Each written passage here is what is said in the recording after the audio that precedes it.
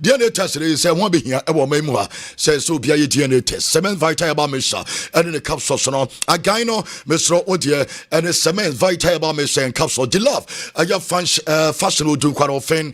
The love fashion, Oberquan to Tony Magin and Soho, home appliances and cosmetics when you're money in Ano, Ubenya Biato and so KFC, Monday Madness, oh KFC, me patro KFC, and so do it, because Monday Biano, Adia KFC, Ubetimi Ajidio Pibia and so Tabia de Takumaba, or the Tabia Bamisaba, or Matai Jumadine, Mr. Christian Ajaman, Aya Tabia will be a better than Sebastiano, Jenjamin, Aya Dental Clinic, me patro, yes, say, I want some more Ghana, dear, Aya Jenjamin, Aya Dental Clinic, or my Muhangina, me patro Pebabia, was Siombani Kama Edjamawa, Furniture Jenjamin, Lawson Enterprise, Ma Becky and Eben, my catcher say Chroma, say, baby, a ton drinks, your ton the toto, your tuna toto, over to Meko Tuanya with Sika. Na when for so be pray and now pebi at your program piano and some a Lawson Enterprise a jama rainfall so you must say a young quadas any DVL no and a genuine share oh per rice papa and was a sabaja so be a new dance here a easy rice Mr. Easy Rice no oh general a easy rice and no an air ricer and so to be OP. Aya wallpapers maka wansem enso ade achiro e mo resa bafo polo ayaja ye ntade aye hye bafo polo daroma ayaja African print no ane de pan style bia ope eja man se sunwane ne breakom bafo polo enso du ho e man ayo remfi ma me fa we ntudwa shop JD na daroma justice awre hye saturday nyina no ane from shop JD anye justice no nko a aye sneakers ne nema na aka nyina no obeko shop JD obenya nyina bi enso e wo ho yemfa enu enso ne nkomre ba aye pi enso e ba the Jacarina and so Ebepremo and no Ayat no. Kwame, say be about Cordia. Yedamia say, Biggie, so where you did. Yedaradia say, young call, na young fa, your question of the day, no, na young comrades is here and young fan some Canina and some Remodelson, Yen Comocacra. Okay, and see, it was a four question of the day, no, are you ready? Ghana for so much here. Nana question, no, sir, which player will make the difference for his side in tomorrow's EFL Cup final between Arsenal and Manchester City? See, and a question that you be son say, Nyame Dumwa Ochina EFL Cup final ebeko so Arsenal and Manchester City and abebo na player bayin and na wususu say. Born ebe boy we no ono na abon homo dimpa aye the difference between the side inti ehon asam na Ghana for enchire omoso adwen options ni bi enie David Raya, Donnarumma, Declan Rice, Ellen Holland, Bukayo Saka, Antoine Semenyo inti Ghana for enchire omajo player foforo bia obetimi e de din aba se bebo bo na wie no wan eno bia be bo ni din ze board ye wo bo ono ene control tempo no ono na ye bibia because asumesi ene man team enso etimi ewini ye well eno Alaska Star Enterprise a question of the day Alaska Daroma any the question of the day and so brought the bia and Alaska Star Enterprise a question of the day we a question of the day ni Kwame again record the Amadio Beboas na right back. On say assistance na intimi confirm or say Timber be 100% fit ashas here. So between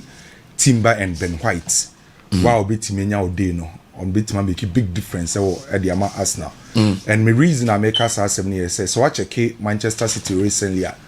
Player ojuba no hu pa ye doku. And say, well, bit me you do free game, you know, we make a difference because here the amount air side. And on the part of us, and I think said your baby as a right back, you know, being it Ben White and as a Timber, and they be make a big difference at the amount air as Nabubukuno. Okay, Biggie. Can we call the amount David Raya? Yes, I feel sir, maybe a Pep Guardiola and Manchester City, a Genesis here, and I said this season, no, already they are out of the Champions League. Premier League and so no a bad thing the amount of me. So if there's any opportunity Emma Pep Guardiola uncle trophyless, I feel that this is one of them. And so therefore they are going to go all out. Until Obi be Arsenal team new Arsenal. Na entimi ma Pep Guardiola na Mranti and Emfa trophy nem fa nkwa. Mejiri said David Raya adwuma waye wo Premier League nim this season no. Just all replicate this our form no. E wo EFL Cup final no. Say Arsenal with difference make a be. I'll bet you crew one of the amount working. Mimeko for David Raya. Edolson. Ken. Me answer here outside the list. Waha. Me say me far Ryan Sheki. Say Pep Guardiola best stats non Kwandia. The difference maker our Manchester City team. You know, the Arsenal team, I think say individually it's difficult to pinpoint someone, but they play as a team. But Manchester City, they no omunyenju sa team performance, no. At the moment, after individually, Arsenal have a better team in Manchester City. City do not play as a team, and of course they are working towards that, but they are not yet there. Individually, I feel say the difference maker pa by Ryan Sheki is say Ojina Park no swa. Aya born ekutanwa ono na ya na eye bibi ma Manchester City, whether he's creating by dribbling and answer ono wankasa Emma pass na it's me breaking lines. Inti me answer be call for Ryan Sheki. If indeed, and that is if I'm using the ifs a lot because I already have a park and it's not Pep Guardiola being Pep Guardiola now I'm starting, but so best started there. Personally, I will go for Ryan Sheki. Ryan Sheki, and the Alaska Star Enterprise question of the day, and I no pay. Obe Johnny and so our Lawson TV on Facebook and Lawson TV on YouTube. Lawson 963 on radio. Lawson TV and so eguso yejuma platforms ning na no yejuma and anopa to Johnny na yemfa ayen samina so emremo na bibia so ntime enya kama eso we chindo messages no ayepi and some e dia fana bia so no etimi ayekama and so ho eno e dia chene no Kwame ene elders ne piki eno omampani ema shatane Stone Boy ekabomo actually for the first time since their incident ready by saying our Ghana World Cup fundraising and you know yes so much normal kambo me ready you do 5 years 5 years there you told change you know I do 5 years 5 years in no be saying 3 more 3 years okay into World Cup draw no and as a fundraiser no and say elders say omo mi na dey omo ye we no okay enti omo say omo mpanyin say enti omo mi no say dey Kwame sa asembie ni ho ana we asembie ni ho say omo mpanyin ka say ade na untimi enka da bi so I think say president why ade say ena yehun sa de fefewe so I me hope say sa enkabom na enu ayehu ye no ebetima to aso sen na chese bibia akoso ye de ama Ghana because ade bia we ase ankasa na enkabom no ehia sen ade bia se enkabom ni ho a wo ye bibia na ha adwen enti na mpanyimfo se prayo hoi we ba ku ebu ba kabom a embuso seeing the president of the land Kache Shatane Stone Boy say omon kambom no na very good so be kaya before enra DC no na omnya esa akohia omukohia ema asa time no so kra no omantimi endi nkomo before enra de no omnyina asa akohia Stone Boy di kan wo venue na se eche na shateba na dede ne doors of fans ne doors ema Stone kra ko busa asa na hwan na ebe no chi no mu se shata eho no man kasa bai president eba no okay on program be na obi asasa na omukohia exactly. So I think say they've met before my IBCP.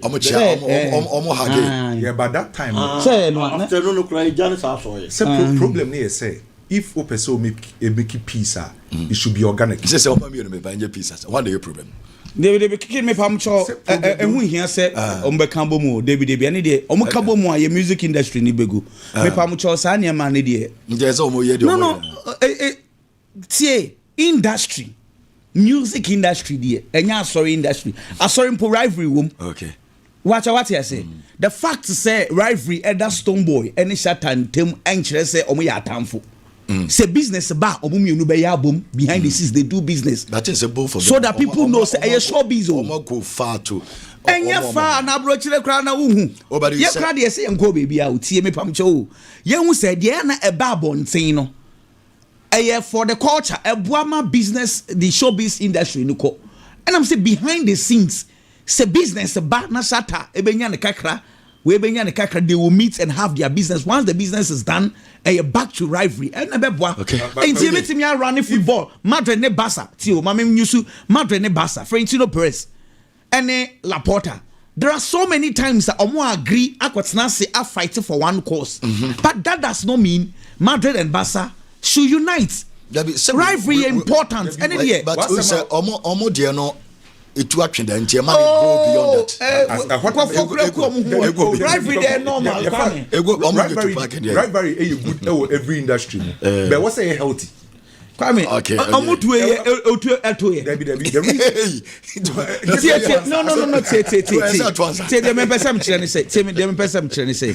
That incident, you know.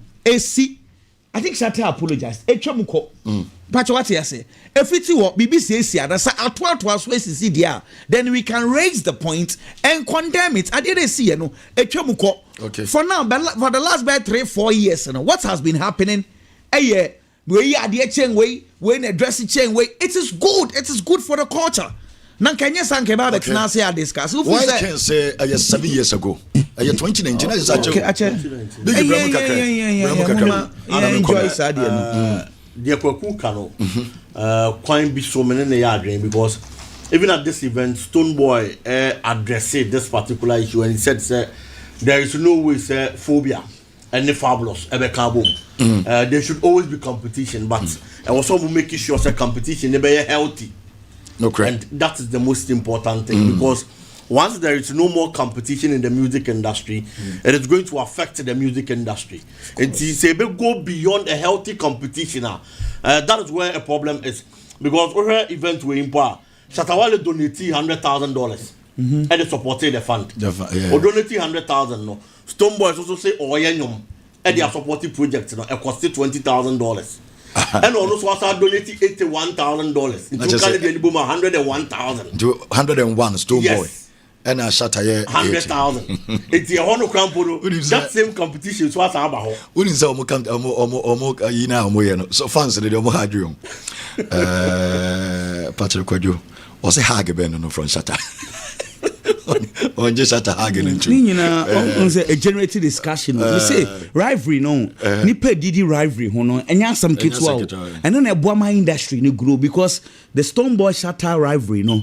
Obi chese arguments ebe kwa bonti bloggers who ebedi di obia intina me pamocho Real Madrid ne Barca intime nya na fofo sa do there will be times omunyina will agree on something but the rivalry no it makes the business boom. What else? Intime pamocho pa. Fabi na me come na kwa me come this year na me trust from free okay. The most important thing is very healthy. Okay. Now go beyond healthy rivalry. That is the most important. So Mampanyi kasa de no no. Mampanyi kasa you can omu jejina o di so here come na be to Mampanyi so no yesi. So omunya botre. Wan san omo baba be hage. So these things are part of the game. That is where the problem is. Your man is a healthy one. Well, young friends, you only come right ba. Dia kanina enso eba. Yadi dia kanina enso eba bramo team no enso e set to her. Somebody can dia to enim no. Obeko so adwane enso or Lawson TV. Ewo aye Facebook no so nsabeka any YouTube no so ewo Lawson aye TV on aye YouTube ni na on sabeka Lawson Radio 9C3 and Lawson TV ni na no enso ye jumema Renfi games ewo ho yadi ni na enso eba na ayade okọ France ada fra Legano ayade no game call so Emma Lens enso etimeje Angel say some 5-1 Yami Adumende Toulouse, Ebo Aye Laurent, Oza and Brest and a Nice and a PAG, Nice Aye PAG ni 8 Aye PM, Yami Adumochna, Aye Lyon, Aye Monaco, Marseille Ebo Lee, Paris FC and Le Havre, Rennes Ebo FC Metz and Annonce and Strasbourg. Emirates Lens and Aswelity, Aye League with 59, PAG 57, Marseille Tosso Aye 3, 40 Aye 9, Lyon Tosso Aye 4, 47, and a Lee Tosso Aye 5, Omo Enso 44. Emirates German Bundesliga, Aye Genra, Aye Leipzig, Etimeti TRG Hoffenheim, Esomo 5-0, Yamia Demende Ebo 2-30, Aye Bayern Munchen Ebo Union Berlin, and on a game Eba Sweat 1-7, and so ɛwɔ dwumadi so ma memfa nto da sanya saa games no nkwa na ɛba so ade abobo kra from FC Hendenham ɛba Bayer Leverkusen FC Cologne and Borussia Mönchengladbach Wolfsburg ɛso ɛbɔ Werder Bremen Dortmund ɛbɔ Hamburg SV and 5:30 nyame admo chna Menso 5 Frankfurt St. Pauli ɛbɔ Freiburg Augsburg and Stuttgart Bayern da so LG league no with 67 points Dortmund toss 58 and Leipzig toss 3 50 Stuttgart toss 4 so 50 and no yemfa yeninche England nyame admo nen aye game se boss no ebo aye 12:30 away aye Brighton ebo Liverpool aye game ebo so Everton Chelsea aye 5:30 anumre and Everton Chelsea game ne pass Leeds United and Brentford some ebo ne etanu game se pass one some to na Fulham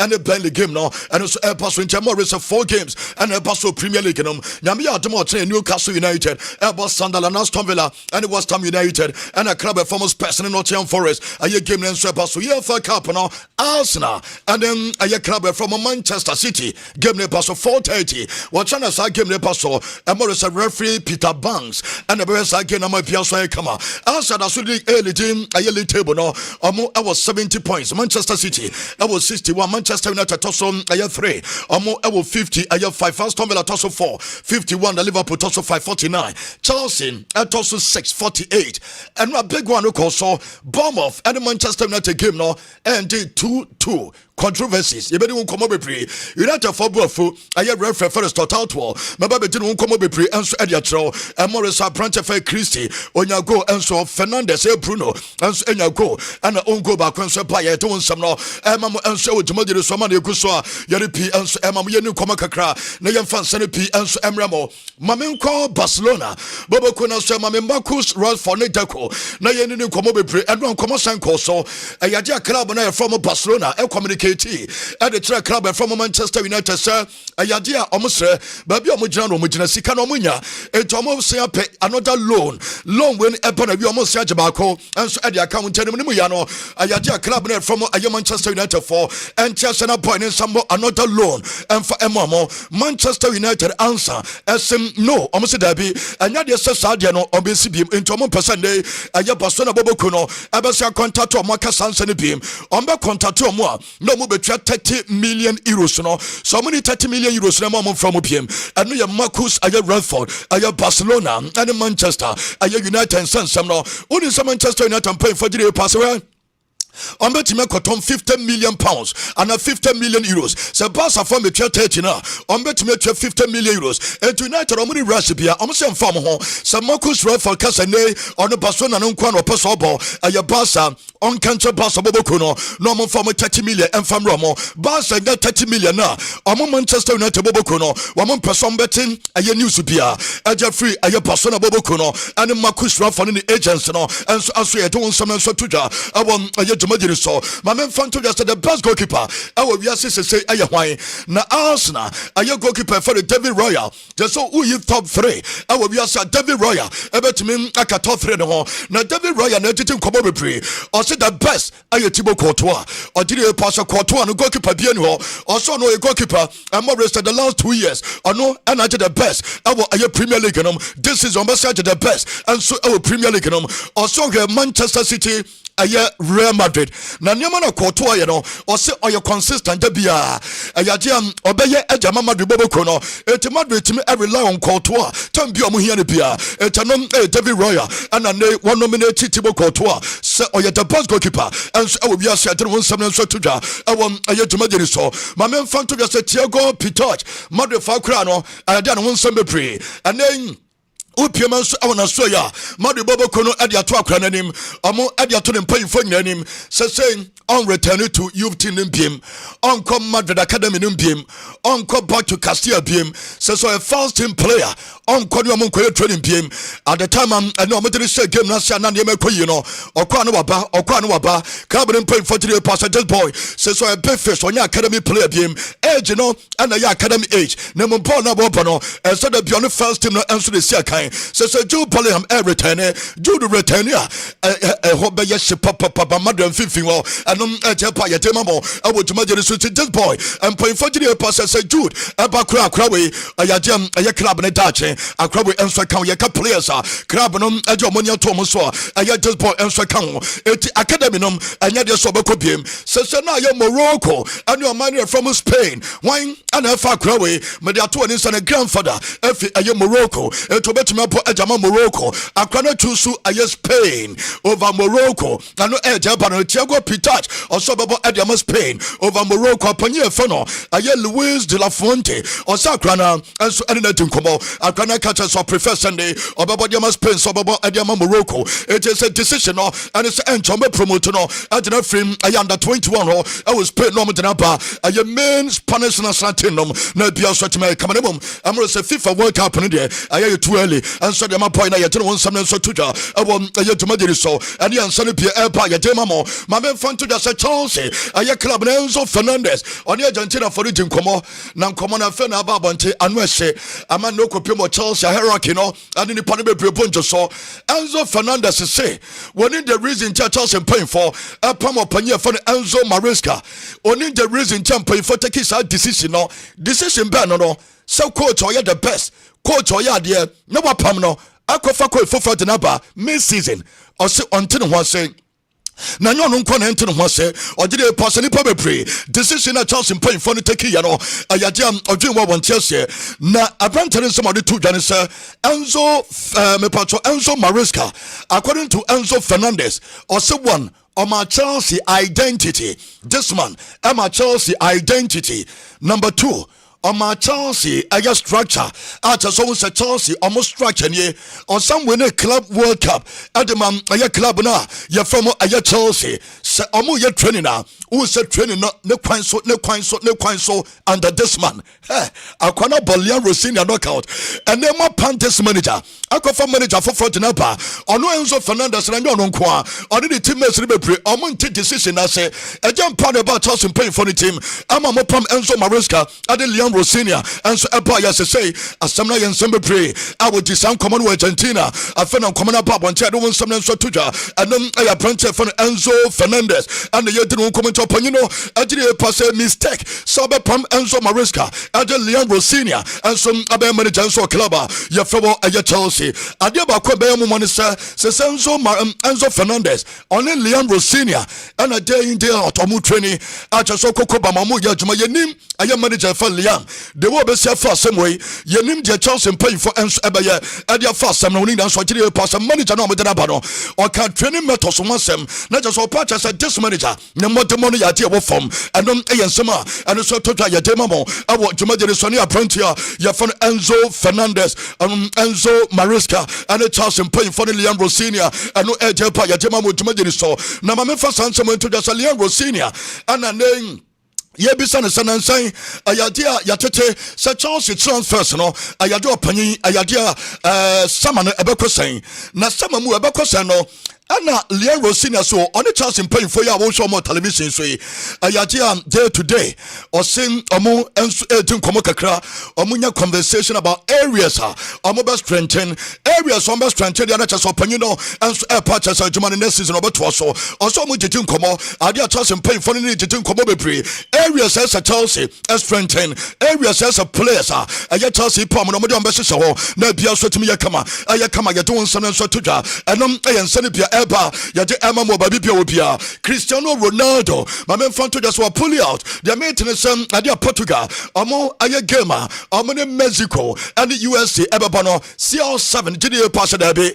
anya de so ba eba no oni Roberto Martinez ye manager de ma aye Portuguese national team no wa ma gidi nkomo bebre ojiri pass one yokobo game ya okopra World Cup no betimi amese World Cup no say the last dance you said you have done se ni pe wo Mexico bebre aye omo ye pa ni nyansa since Cristiano Ronaldo started football say what 41 years or more ball e wo Mexico da ɛwɔ Mexico kromo ɔnkɔ honkosi akanda it first time anka Mexicans no ɛbɛnya CL7 ahwɛ no no yɛse bebree no ɔmɔtɔ tickets no ayɛ ɔmo yɛ yie panema ɔmo awurɛmfi so ɔman from Portugal CL7 anko a ɔmbɛlu so 20% of sikana ayɛ 1 million na ayɛ club na mepatro from na sɛ ɔman from Portugal ayɛ ɔmo ɛdɛm ɔmo no ɛnom ɛgye pa ɛdɛm ɔmo mame Jose Mourinho ane ɛyɛ ɔpanyɛ fɔ no Silvano ɛmɔre sɛ former assistant no yɛdi ɔmo nkɔmmɔ na Jose postu wei ɛde baeɛ ɛmmerɛ a papa no afiri mu wɔhyere no nkwa mo a moyɛ ɛyɛ Manchester United supporters mobɛkae this man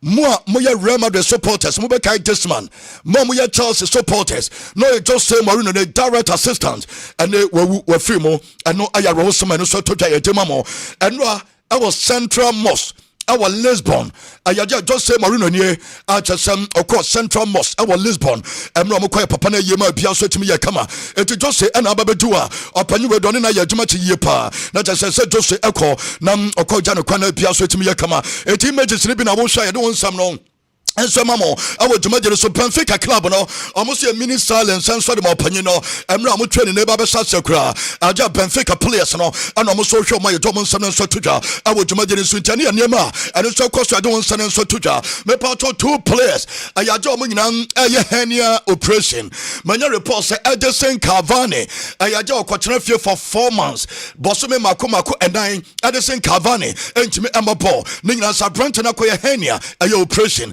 Jepa Yademamo on player near for the Cavani, a brantia Yafan Vicario, and more race on says press, a goalkeeper, on also Koya hernia operation, on a sunny, you so better going, I'm here too much now, or we are not just operation, or I did next week, Kokoye, I'm a Piazza to me, Ayakama, and Jepa Yademamo, what is so cost pesa, a bad news, a sad, and my branch for the Kulisaski prayer, and yonder, Yasim paying for no, a yada doctors and I catch almost and then. Upiem ens ewo maso ya no krepe wonu se ayade Kulisaski omatena se hu senya de se obasese the whole season ontimi mobo papa bia mfa momo yesi bi next season no pre-season ontimi anya bi pre-season no kra wontimi nya no omo sanction league na sia eno so ontimi amasisia eno aye sad that matters boy aya branch for Tijan Kulisaski no good news no say e go two door fane mame manager na your friend e go two door on your space aye coach no o se Kudus de aye pa Mohamed Kudus ebebo match as the season nyina so apana wie ya Mohamed Kudus ebe return as the season nyina so apana wie ya eti ye sit next week ma aye key week edma Mohamed Kudus after some recovery no I get successful echen Tijan Kulisaski de no etu Kudus be return am bia so e kama enom ejepa no ma me fa sansem entudwa se wo piem nsom awon sanfofroma aye trend odinano enso ediato Neymar ani player na ye fa Mo Salah omunsansenum na mama meme ni nkomo ni nyina sende Mohamed Salah ne aye Neymar ayaja na no ayaja mo resansan be prekoso ekofo kwakeka nsem ebre se oh Salah cry better eche opanyina e fa ne Neymar omugire pass opanyina e fa ne Mo Salah aye far better echen aye Neymar we aye Roy Keane ene aye me patro we runi mu ene kodi di san komo no na enkomo no bae na aye debate obi edi nkomo ene Trent Alexander-Arnold onen apprentice for Mo Salah ye adwumada Ocean front to just say yes. A branch for the Neymar or you're unbelievable. So Bonnie Kurana Eden so between handle no. No matter consistency and a young numbers or did you pass back for more? A yes Salah, Edge Trent, Alexander-Arnold, walk off for more. A yes Salah, and no edge up and over Neymar, and no edge up by a demamo. I would to measure the Saho, and open your fair greenstone and so what we doing? Come on, I choose a yes Salah over Neymar. No did you pass a moment Salah, a 33-34 now, what you know, Sa Edge is a wood year, a Neymar. You know, either saw a born betima costro and our born bessinitiase or did you pass Mohamed Salah born a sinitiase a jabaya on fit club now you're from Liverpool nonco or did you pass or tell Liverpool and Liverpool a your club no I know your opinion in some day what you're to your demamo a your jumadi so my first son someone to just a Marco Correa and I never didn't come up or see the greatest I just Spanish a your players too why you Xavi another film or say a Iniesta and the Sergio Busquets and your Mark Cucurella and the Sansom Tuja or since I spare mine a buy no two greatest players in here Niesta and Busquets, Xavi and Camo, and I am some opinion on the swap up until they took a demo. I would imagine someone is a family Lopez.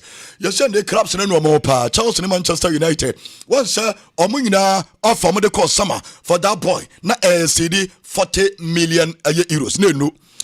United see come the coin no 40 million. Chelsea see come the coin no 40 million. No more, yes, so many young women say, Aqua way pass, almost 50 60 krana, Ebianca fire. And no, the Ababa to a demamo. It's just a clubs, no, almost a family Lopez, or Manco for this boy, or Manco for this boy, almost a bit Mecano, Nina Saquano Pono ball, and in numbers, a winner, I get this season, and I'm a passano, I am numbers, and we say, and on the to Tennis, Demamo, I would imagine so. My man found to the Salian Dillap, and the Abisa Salian Dillap, when you're consistent. To me as a number one there at your channel Lucy no so no crack person winning titles now person they win a year Champions League qualifier and so you're consistent or tumpa number one only until up no what say we say games be on second Chelsea winning us what the Chelsea fan and yabotre na we games at Chelsea about this season games be brewa na second Chelsea etumi efa win son of football here there always practice over fa win no so dey no and anema ebejegu and then some of your tuja or we are not say I captain for James Soprano. I dare home ye pa. Now James will go a lot, also will go through a lot. A Branton will pray, a dear channel will pray. I got Branton I used to sell Prano. I'm already must recover on Saint Uncle Prebium and no Elpa Yatemamo. Andre Onana. Ana me patwe Amadu Onana ana meaning home come me Aston Villa player no ani Amadu Onana na meaning home come Amadu Onana ani aye Messi ani a branch official 7 debate no or they are called different level na Amadu Onana also no wakam obiate sa aye me patwe Messi ani aye Ronaldo debate no aye na amanfo kan na wonte no wase kakra because ade amuwa o se Messi pa and the only player on between 11 players and some what 11 players. Young father said Team Messi on na opponent no 11 players over to no mabo and so amana ye it was the pass bueno and ya some so be so a straight a Messi the only footballer over to me abo 11 players a Leo Messi and Amadu Onana and it is some common at one summer tuja I want a imagine so me a young commando my men fan to just a persona bobo kuno almost la Masia. Sister players na La Masia and your moi fancy flick I promote to no yes transfer market omo value ababa bedu 650 million euros omo value edo so cha Atletico Madrid main squad Barca La Masia and Crana wo La Masia omo ya promote to omo and your omo da so La Masia hono o ka omo sika omo transfer value boma e chain Atletico Madrid first team no not just nkofon airport juma omo to Real Madrid form omo academy no and no air jelpa ya jema mo juma diri so ema ayo Renfi mame come Manchester United na me ni come because I know you 2-2 na buy United nya happy because na United omo liti ayo 2-1 sa 2-1 no now come between the real game no am a bia so timi aye kama Bruno Fernandes go pa juma me porto Bruno ni Abrantan say mame Bruno Fernandes and Eden Hazard na me ni komo bi Uni said this boy about goals and me pacho a goal contribution our Premier League in Menkwa what 2 Eden Hazard ye 136 Bruno ye 137 Bruno Fernandes numbers no are shocking the numbers and we say and we're so about 22 fewer games now so has about 22 more matches and so echano wababe san ho anon ejepa ano ejepa ejama mami Bruno na mini ho komo akwani se so gusto pa ejama club na from Manchester United so United bobo kono amodi agu referee for the start out Omudia Gunu so Nina a penalty plus record or Jema Harry Maguire this man and Manchester United 40 pastor this man or non Ayobia on pay United as what time Manchester United as something in answer by Emra Manchester United Konya penalty Omudia person a penalty mame first one Ahmad Ekonya ba and na Yesuma Ahmad at 2 form under some few minutes seconds ball way and a lead to a bomb off a penalty. Ya sama Harry Magua way a penalty and a penalty. Mame penalty no a you for the other new como. When a Magua so consume a pensiono a mono so your man record penalty. When I go for Manchester United for semi daba. Mame a bomb off for penalty is the community incident no and I will show you Lawson TV on Facebook, Lawson Radio 963 and a Lawson Ayadia TV on me pato YouTube. Ayaji common and study and your Japan no incident way aman sembe and study aba only say referee for the start out for the mame Manchester United so cost more 4 points this season again Burnley Ayadia Lisandro Martinez go now was share no referee no wanje na referee no yes omo your team on the Paulson enti ono start out one ejrema Paulson and an assistant and I saw you over vaho enti omo mi oni take decision enti omo review Ahmad de no ana omo kwache penalty straight United force Burnley omo she go wanje emma mpanyfo no aye PG MOL for no reference ne mpanyfo no ebe pa United for chow eno a wase aye bi enti Manchester United wakoso omo 4 points this season United say omo badwen ho one ya this man omo mani ni omo game piem yes supporters no crowd ya go omo so some panyfo no nya bibi mfa ho say this man omo mani ni omo match biem enon ayo panya first start out wo omo gire e pass o referee on pa mosem na no ana ne Casemiro ha ma me Casemiro can say we Oba Premier League no ade ba ko wo hu ane se oba Premier League no ade kete ono Casemiro be ye bia no na yama ne card osi oye bibi bia ne yama ne card o de ma me Casemiro de ne ho nkomo ade bia oba ye bia no omo ma ne card ono Casemiro o de ne ho ka bia ne yama ne card osi ade a enye yellow card enye foul crowd was pay no La Liga no yeje yama ne yellow card enso e wo man na ye for England tie Casemiro ye osi tackler obekwa Enya foul, I was Spain. Yaman yellow card, I was England. Yaman yellow card be pray. Yamano a red card be pray. Or did you pass a Spanish league and a different from a Premier League? And no one to know say, Obia Kosumobi, Ahmad Yasumno, one J penalty. Harry Maguire so Kosumobi, also a penalty. And no, and a day, upon you for the Casemiro, also one to know say, upon you for the postcode, for the mommy. Postcode say, a Manchester United for Entender. Omo investigate.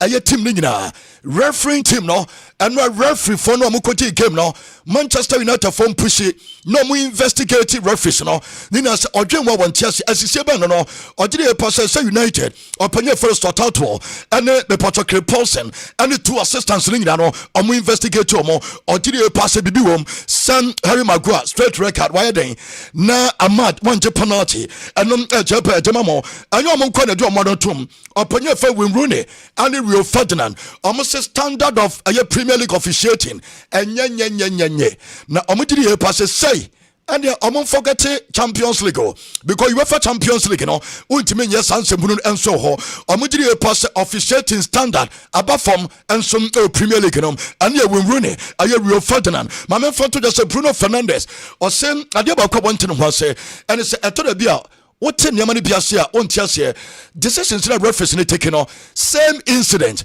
yabeji we yanji we or did you pass adeba ko ha dwen so Harry Maguire manya report Manchester United be appeal aya red card because one appeal aya 3 aya straight games obetena fie ento obeba May obetena fie 1 month ontimi mobile because our 3 games no follow within enti amore so be returnia this a Liverpool game no na monjamete ne so mo appeal na nyama nyina koyia omo be boa no na chese ne Chelsea game no betimi a returnia ma bia no enso atimi aye kama ye de wonsam no enso atudwa e wojumade ne so ma na eguso a ye de ensene pi enso ma mo e wo Manchester United mo Rio Ferdinand or complaining about Manchester United defending or say the last four matches Manchester United keep clean sheet or did they pass a hard drain because the last 4 matches no someone keep clean sheet not just some koye and ejaba opanya for Navarro below my men for win to just say yes Madrid the man paying for the adjumano and ediamano and so much did they pass and your money there mienu ensesai nemo bako and opinion ediaba asesa according to Madrid I am paying for almost so much did they pass away tactically when ensesai Madrid for about touches ball no more bona and manager na no one pam no Jabi Alonso and your opinion for the Carlo Ancelotti na when society said the Madrid for ball no opinion for when ka ho.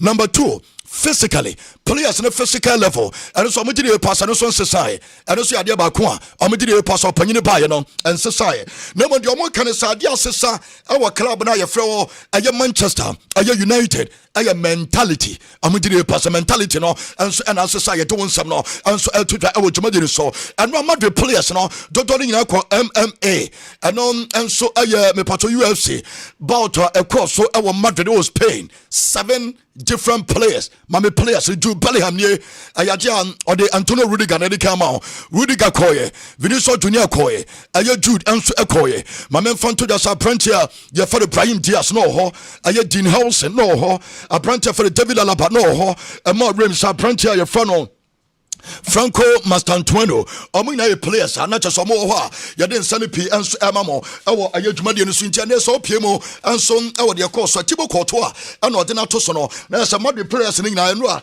omo nyina ekohwe ayedwumade no bi ma bia so timi ye kama nyame adoma ne omo be se so mo training na se ama bia so timi aye kama ane ye jababo Rodrigo Gues ama Renfisa branch no ayade an okwa no operation wi ani nie enti Rodrigo ade na ehu omasa omupra ne de ade hu Asia ne de ba se na Asia ne sitie once the Asia pompo ma branch ne nanim nemum over 7-8 months answer what me return and Japan dama modani kavaya manya report on se our offer from Saudi Arabia and MLS in America and a likely season upon a year one call Saudi Arabia or the US and bia so to me kama Liam Gallagher and more say all season or come on or more money John Topa or your Manchester City fan also Korea Manchester City game awo Itia Stadium awajahwe onko Manchester City Itia Stadium obiem wajai onko obiem because okowa ejese opera ejese wako ba bia wo Korea movie eyaje omu nyina tete odi o se recently okọ stadium okodu ho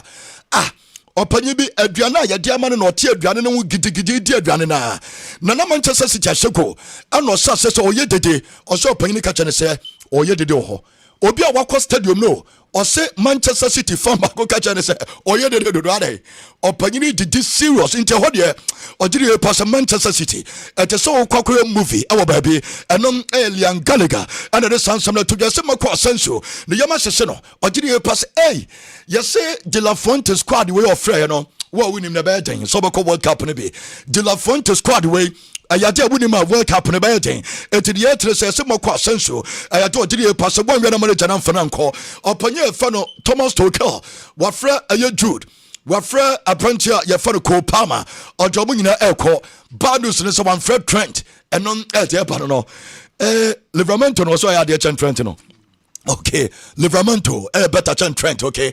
Jude, can't me part on the squad way, and also what won't come will be a ayaka because what won't come on a bad day. So bet me room, even Jude the pra, no more manager pass or back at him no, it is so bad.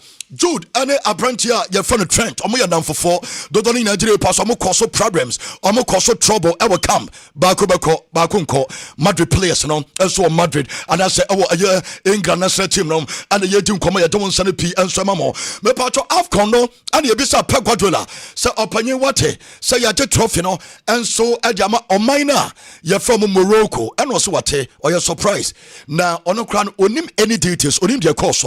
Na dia ba ko betimi aka ne se enkrofo na omukọ take his decision no eje trophy no ayeso mo na ya peace committee our CAF no eba football decision enkrofo na take no omu face Zimbabwe nten o se no pe ene ha no enka enkrofo ya omukọ take his decision de ma Morocco yi na omu face Zimbabwe nten ye hu omu videos ye hu omu pictures ento na mabonte obi atimu so panyin ni we ene ko take his decision o se na boardroom ho omu ye sanyama ni nyina no omu faces e mabonten o gide pass no and you worried kakra and some opinion for the Pagwadola and so I to that me part of news and anam sending adia calf player bia na say what we now want to be I was Senegal so yebeje to say Sadio Mane any best player no ebeko jama Brahim Diaz because on deserve it your best player when to me Angel award na this what the award no part near jama Abrantia you for Brahim Diaz it is Senegal player when individual award to be no this what the partner Morocco player no ya jama no na bia so to me aye kama Victor Osimhen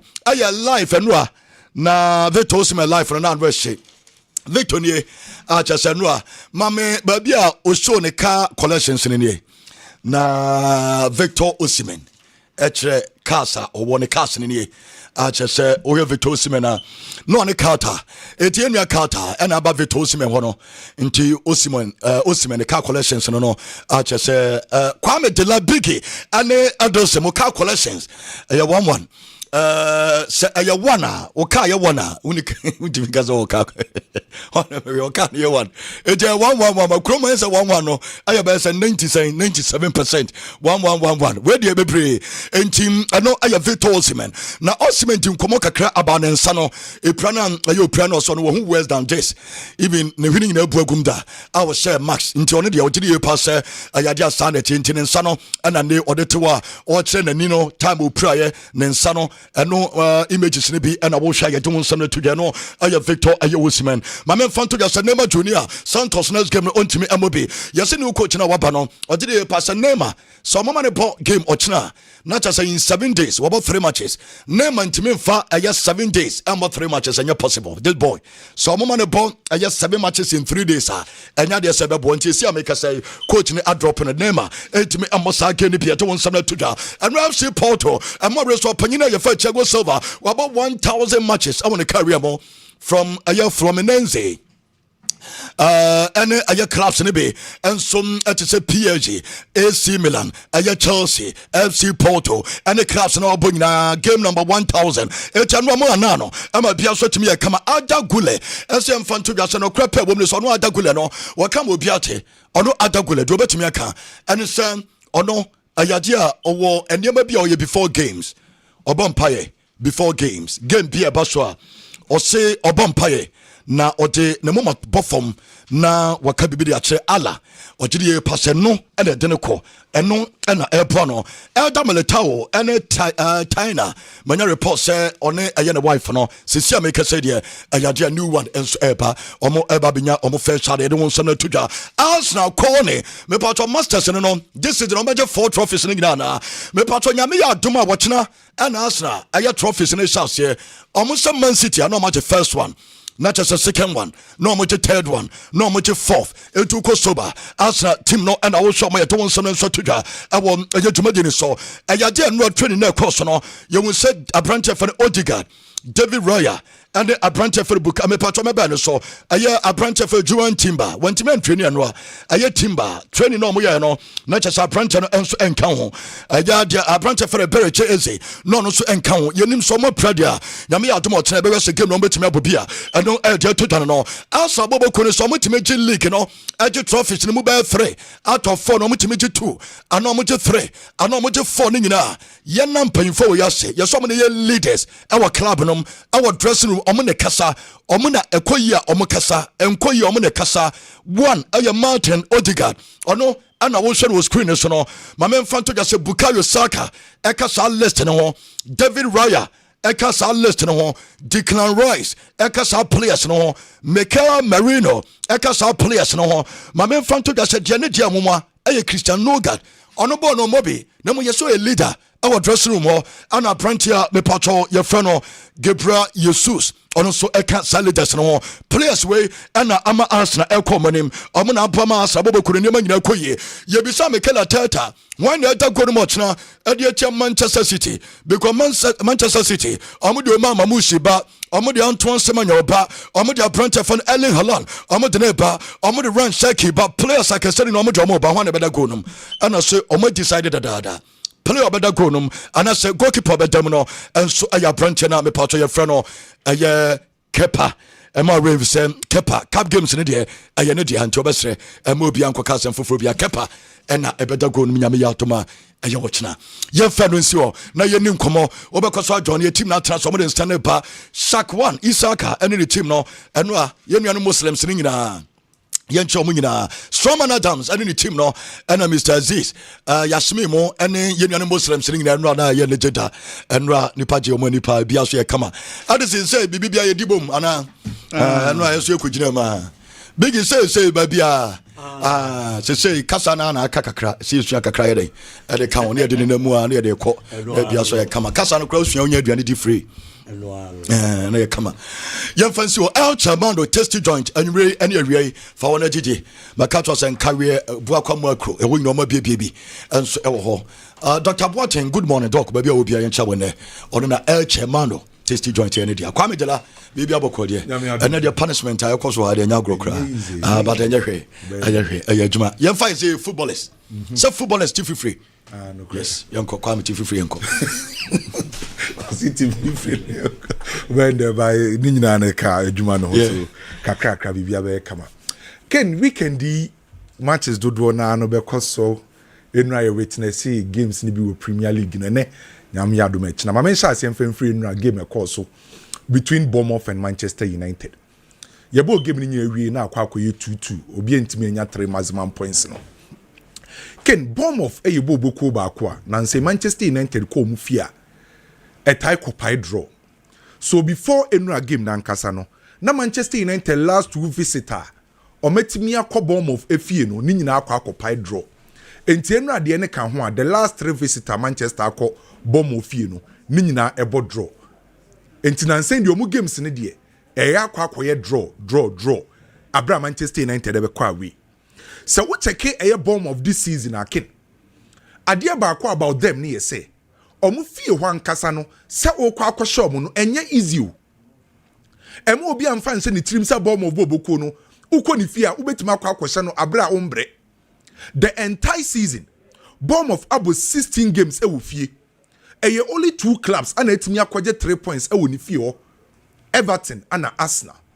Hwe team sa ometimi akọ ho omentimi ankopeke 3 points no entomo ye club akwa ade ba akwa ebo ma ema omutimi ka Premier League nim ebo ma omutimi accumulate more points eye omu home resource se ukọ Bournemouth fie akwa akwhye no enya de ketwa by enra mehwe game no.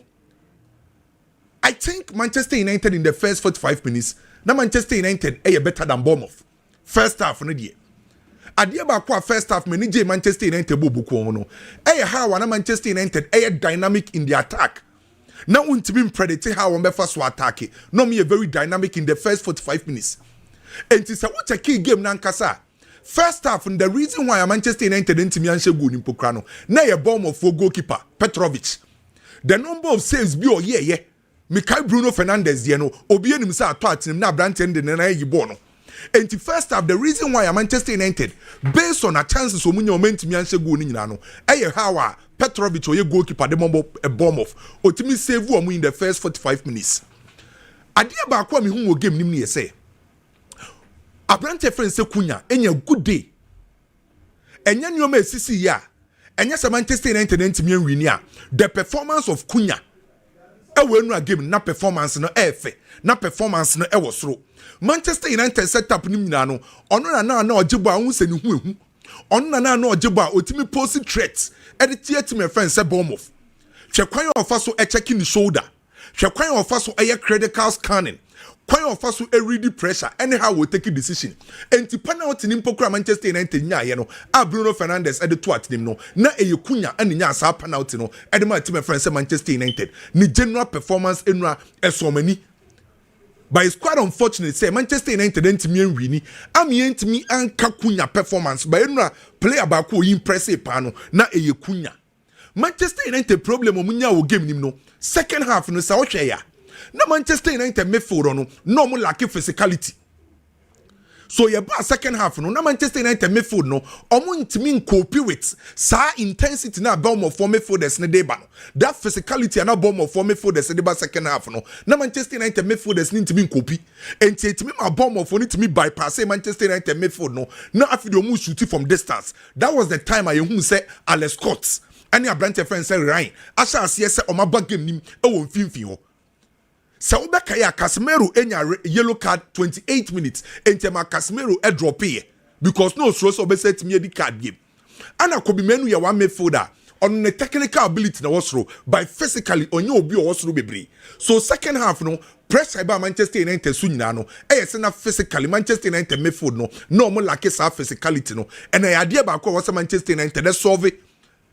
I was on ko pem midfield and ni edin or one hoodin a se asum ni edin a obetima use physicality ndi aba behye anka beka se Manuel Ugarte na was ade ni bi by Manuel Ugarte so form ni nye And how Manchester United in the second half, my bomb of Eben game him. By Ken, dear, what down for referee? Ekoye, up to date. Me dream who say, dear pan the baby referee nanje penalty na Manchester United. Maybe say you bring ya referees no, or man kasa explanation because as it stands now, I had then say sa ama dialo penalty no. Yanja Manchester United because me dem who say na contact ewo ho. So it's up to referees then many a just Manchester United they raise this argument and me say oh yes our story no say Stuart Atwell one referee on the VAR no Manchester United against Burnley. Manchester United player Lisandro Martinez Eshegu omo disallow the same referee and then ama dialo the into Manchester United for who say as a referee nan kasa no be sure ma the decisions be o take it Manchester United no e affect Manchester United because Burnley game no ekoye 2-2 Manchester United drop 2 points and then game no Manchester United who say and kasa decision ye jema Manchester United mo fa at 3 maximum points no so in a way referee decision no etimi as Manchester United results and kawo so munya medie maintain ka referees asem by up to date men said that the reason why Ebema referee no end penalty no and from Manchester United unless say yenya better and further explanation from the referee the reason why I want the penalty but to me I think sena contact because Wananka was say or in favor for Manchester United but you know even at the time Mpokra Harry Maguire could the record press about Manchester United so no Manchester United air 10 against 11 Manchester United to me find a way so benya 1 point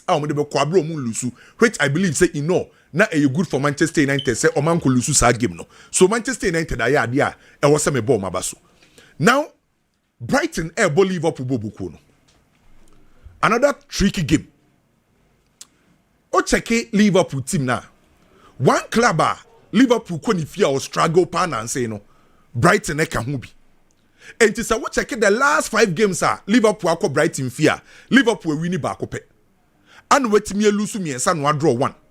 And currently, one club at Liverpool couldn't feel or struggle panel a Brighton bobuko. But the good news for a Liverpool you say this season, Liverpool ne Brighton share 2 times. Almost share FA Cup.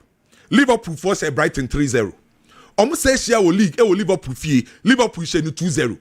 So 2 teams in the this season almost share 2 times. Liverpool have better results and good performance ahead of Brighton. And Tiema slots in Liverpool for Akwenya say Oma unkwenya Liverpool first to Brighton first to see akanya ombeti stop Brighton bobuko no anka koye say anka Liverpool for enyenhia Brighton anka beka say slot unkwenya Brighton first to see akanya by the good news for Liverpool you say this season 2 times omesha Brighton na no Liverpool say Brighton so ema me fair idea say Liverpool any slot enim kwenya ye first so ese Brighton bobuko no Brighton bobuko ba ko a highly flexible side. Omi very flexible as a club. Omi team bakwa. A possession dominant style of play and omope. Yen fa born into from yen build it from the back. Yen pia. And to omope boa efe. At the same time, omo use vertical transition. And to any team you bako share Brighton biano. Time you omo expect omo wingers ni so stay high. Wingers no as it stands now, obi enim se mitoma aye 100% fit. So in case se mitoma mpokra and shasia, obe yusu minte on the left wing go. Now we use to a branch friend say Diego Gomez on the right wing. A year time we are Brighton percent 2 wingers no stay high. No matter me push opponent the defenders no at their battery. And because of sa omo vertical transition, anyhow our Brighton for omo wingers no air direct. And no me very dangerous no. Time be ano omo sa 2 wingers no. Mu de munjina soro ni emfa bo ne emfa mbremu because me very direct. At the same time Brighton ye boku a time yon person munya numbers e won finfin ho no matimi dia out shining omo opponents. Enti ade Brighton for ne ye say omo use 2 pocket players and mostly eya na akwakoye Pascal Gross say James Moon abeshase a omo na be the 2 pocket players e de matimi friend say Brighton na the number 10 the obebo as an attacking midfielder Jack no abeka omo ho na Danny Welbeck agina ni mo say we be trying for supplies na wetimi de niti e de ball na to atenem enti say ukosia Brighton for a anytime you also to stop the 2 pocket midfielders yeah Pascal Gross and James Milner no was stop your attacking midfielder Abrante friend say Jack enti enye me won say Liverpool slot ebe parody a lot of midfielders. So me say Liverpool for parody a lot of midfielders are enye mo. So you most likely say playing against Brighton. And likely say slot ebebo Soboslai, obebo Florian Wirtz, obebo Gravenberch. Now about Brentford friend say McAllister. Obebo 4 players when now fin just to stop the pocket midfielders of Brighton. And the moment I stop Brighton for midfield no, after the vertical transition in Yeduma. Supplies na was a call wingers on in Yeduma. After the attacking threat on the ball, was a call Danny Wobekono or Munya. So basically, Brighton for no person stop your man or more pocket midfielders no, and also to me eliminate your any free game nim. And they most likely say Liverpool for about 4 midfielders no. So Liverpool for bit Marco good results. Our Brighton fear. And how are Liverpool for no with the ball, without the ball. On bet dominated Brighton finfi. And again back as it stands now. Mention them who your clear favorite. Liverpool fire on and off. Brighton so ultimate trust you. So me want to say you bet Marco over 1.5. 2 or more goals was our game between Liverpool and Brighton. The oye favorite no and shada clear. Oko Everton and Chelsea. A tough game at the match Chelsea to be honest. Everton this season or my dear panda they be Moyes. Everton at the 8th on the league log. Say Everton the 8th with materials a chroma. A Chelsea David Moyes aye adwuma pa. But dear back where Everton ye say. Everton will fear omo nya de sa this season. So out of 15 games are Everton abo will fear no. We winning just 5 and we lose 6. Points are Everton nya this season no. We nya more points were away than home. And it's a what take points are Everton accumulated this season ah. We nya 19 points e will fear and we nya 24 points e away. Enti Everton will fear nankasa no and said that you sa and I will check Chelsea entire season baby a Chelsea nya points kese pass so ya away Chelsea etimi pick 25 points away enti Chelsea ade away Everton nya ade wo home I will be expecting say sa na si there and it was Chelsea taking advantage but there ba ko e wo ho ne say Chelsea ko Everton fear na say wo Premier League Chelsea ebre papa. The last 9 games are Everton at fear about Chelsea. Premier League, you know. Chelsea are winning just 2 since 2017. So from 2017, ABC and 2026. Premier League matches are Chelsea akwa Everton fear. We're winning just 2. We lose 5 and we draw 2. And the Everton fear no akwa grounds back kwa. I difficult say Chelsea kwa will bet ma pick 3 points. Premier League which and so advantage Edma Everton bobo no. By Chelsea, he has 3 points way badly. Let's not forget Chelsea person qualify for UEFA Champions League next season. Chelsea had a seize on the league log or 48 points. And it's a Chelsea had drop points way a bit more affected Chelsea. No chances. And a Chelsea current form near the best. The last 5 games are Chelsea abon Premier League we winning 1. We draw 2 and we lose 2. And Chelsea he has 3 points way and they are compensate your supporters. Because Chelsea last 3 games are about in all competition. We lose away against PSG 5-2. Obetina fie be lose 1-0 against Newcastle. And on Saturday fie against PSG SL lose ye. So the last 3 games are Chelsea abono. We conceded 9 goals and we 2 goals. Chelsea has 3 points way and they are compensate your supporters. And to say ba na Chelsea and me ankoshe Everton. Na Chelsea sa ko lose a big blow the match Chelsea. E affect your position on the league log. E sa e make sure say supporters ne say DLB because results are Chelsea nyan and say no. Enkoyi. O kwa kosia David Moyes are Eden. David Moyes ne Everton. About the back 4. Now we used to 2 central midfielders. Idrissa Gana Gay and a most likely team and about as the 2 central midfielders. Now we used to Indiayi our the left wing. Armstrong nebesha asie and Asa McKinnon nebesha asie. Ombe operating on the right wing. Not this Briho abo as a number 9, a number 10. Barry anasa betu and a best striker Ediama Everton. And ne kwanya David Moyes ne Everton fa so show mutim no. Na dia Everton edi kan prioritize kese pano a defensive structure. And so ko share David Moyes ne Everton the first thing about the team you say yen hye ye defense ni ye. And to the right the left winger India you know and what's the time they support to the left back. McKinnon about the right back was also support to the right winger and the right full back. And what's the time biano Idrissa Gana Gay and Alim protected the centre back. And you check your last game on boy against Arsenal King. Arsenal we need ye. By quite Arsenal far so brilliant and emotional. 89 minutes and a 90+7. So much no being himself David Moyes a quack about draw. And it's a who said David Moyes team. Can I just say be on team? I just always stretch you. So say a Chelsea bit ma kwakunya goals I was almost stretching a team friend Everton because almost prioritizing defensive solidity. And it's a Chelsea be using fullbacks and also be using wingers. No, they are stretchy opponents now. How are Chelsea best stretchy opponents? A creative space no a very important for team friend say Chelsea. So we defensive structure for Everton if you are. David Moyes up numbers one fin already or Idrissa Gana Gay. Our branch friend set him. And our branch friend said this Briho as the number 10. Mostly 10 bian on the wingers no inverted in dia and a makino omu inverted. No baba benya 5 players from the central midfield area. And this season, check it this before a performance.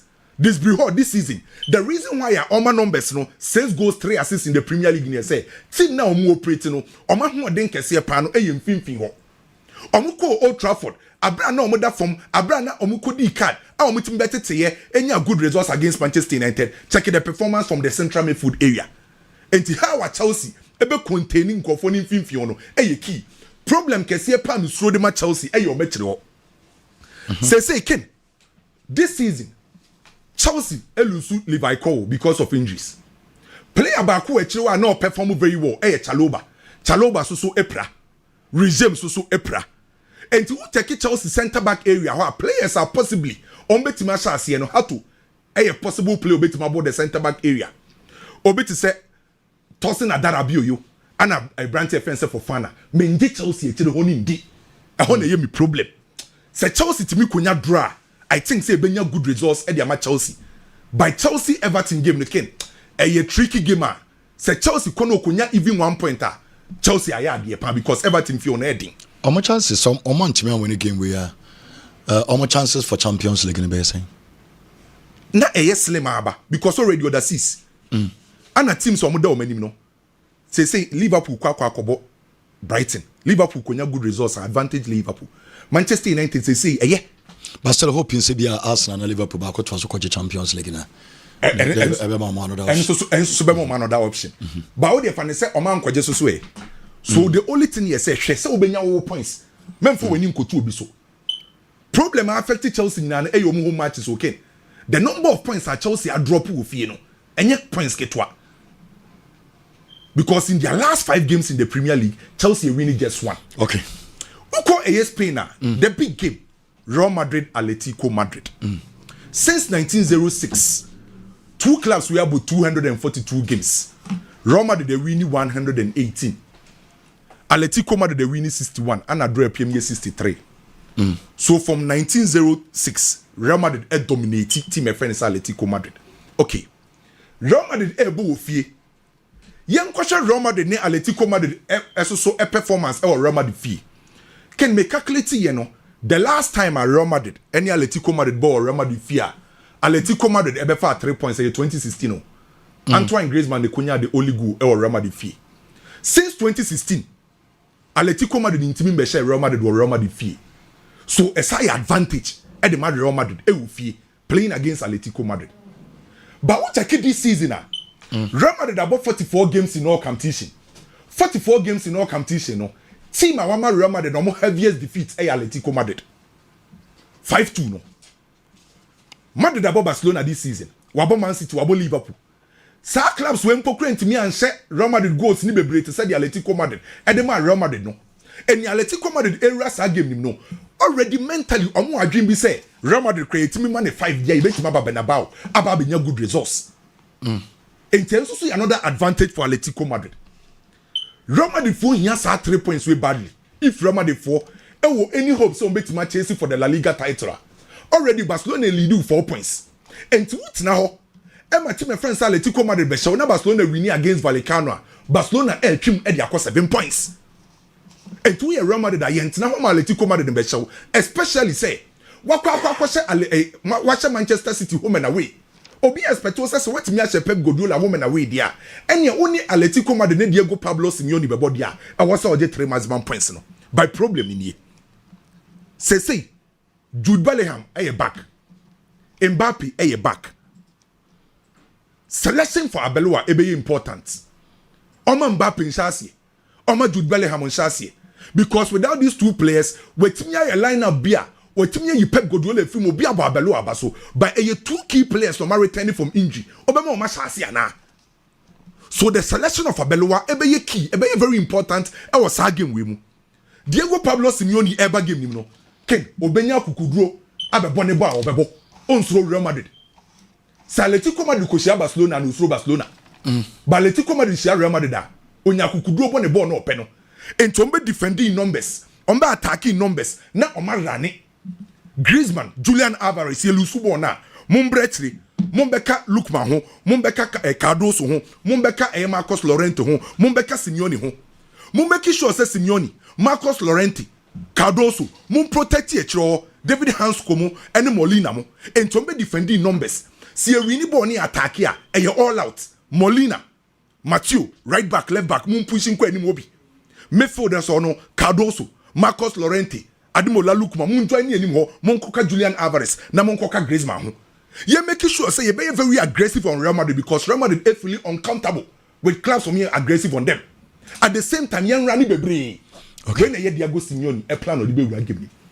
Enti ya below dey na be. Me new so line up na me the ball Manchester City na say me including Mbappe ni Jude Bellingham. Ho na ya asem no. Bakit BBC so say e most likely say obe use the lineup for the ball Manchester City no. Ebi Mbappe na best touch but Jude dey too early. Ebi be some 10-15 minutes be. Enti e likely so be drop Brahim Diaz. No the Jude abeshim. Na te say akwakoye Vinicius Vinicius Mbappe. Afcon best player Brahim Diaz. You say Brahim Diaz also born no but enye adwuma enye adwuma ketwa. Afcon no best player. Say the Sadio Mane for trophy no. Evamra. Enti say based on their working that means say Brahim Diaz be free. Na Mbappe ba beshim. Na akwakoye Thiago Pitach, Fedi Valverde, Ada Gule, then omo ma Pitach more games omo ma Kamavinga more sa game we. Kama sa omo ma Pitach more games na yado so sa. Omo nya nka krakra. Oh na say ehu Kubasi mo ni Atletico Madrid ye onu omo ba wan yom be go animase. By second Madrid susu hia players on be run pound. O run dey be run na nko be titi on be how. Kamavinga mo machine. No mo ma kra no. Engina ho me kakra. Me die. It's not about one be chance. Said your year in the Manchester City game. Collectively, mun defend it and boom. Mun run it. Mun efficient and effective away nim ho. Dear Corniches or China, Abia Basuna Bajela Liga no.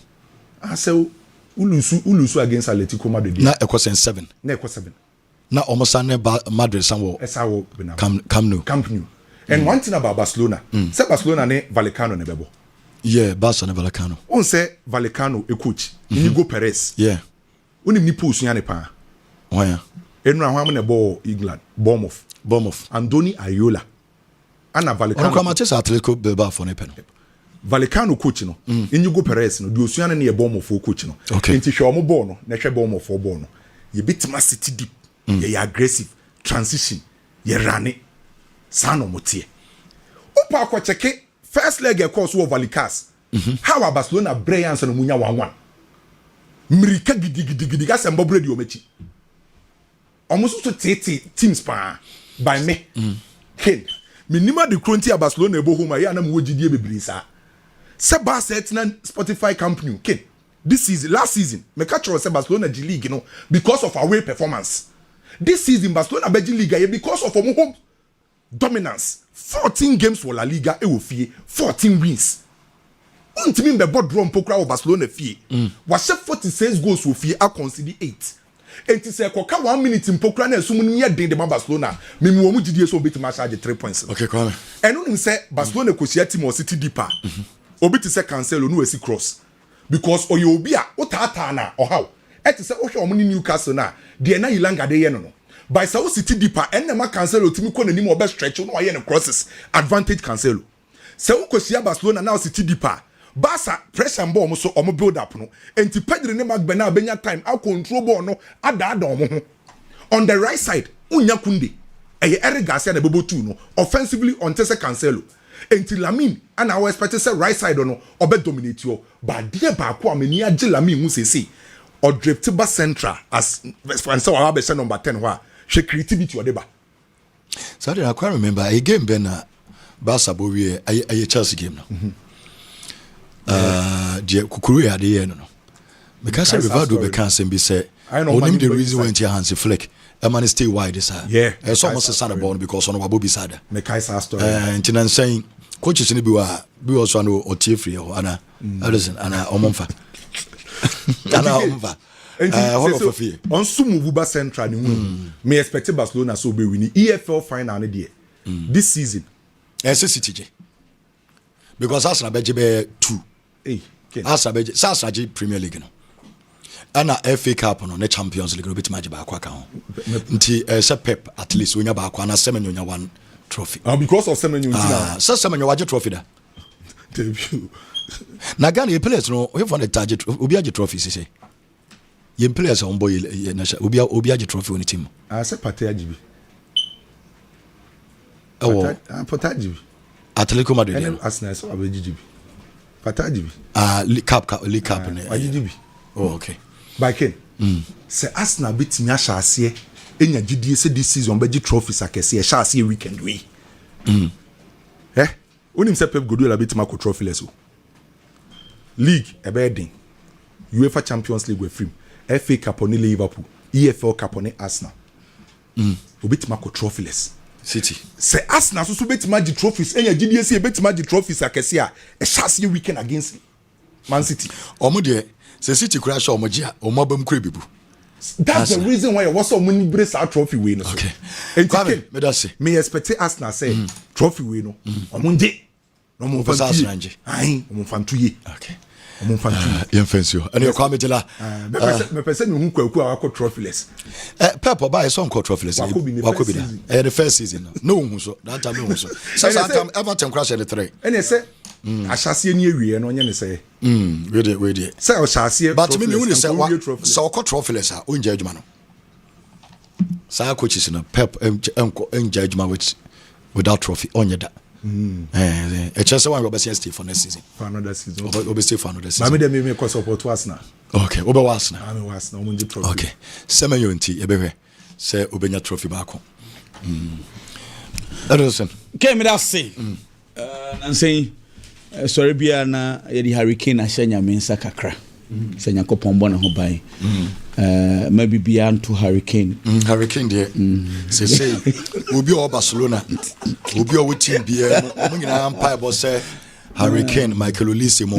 Maybe beyond two mo. Na me enka mo no mo hoden. Sure mo so. Say there bibia prebi ba ye bogu.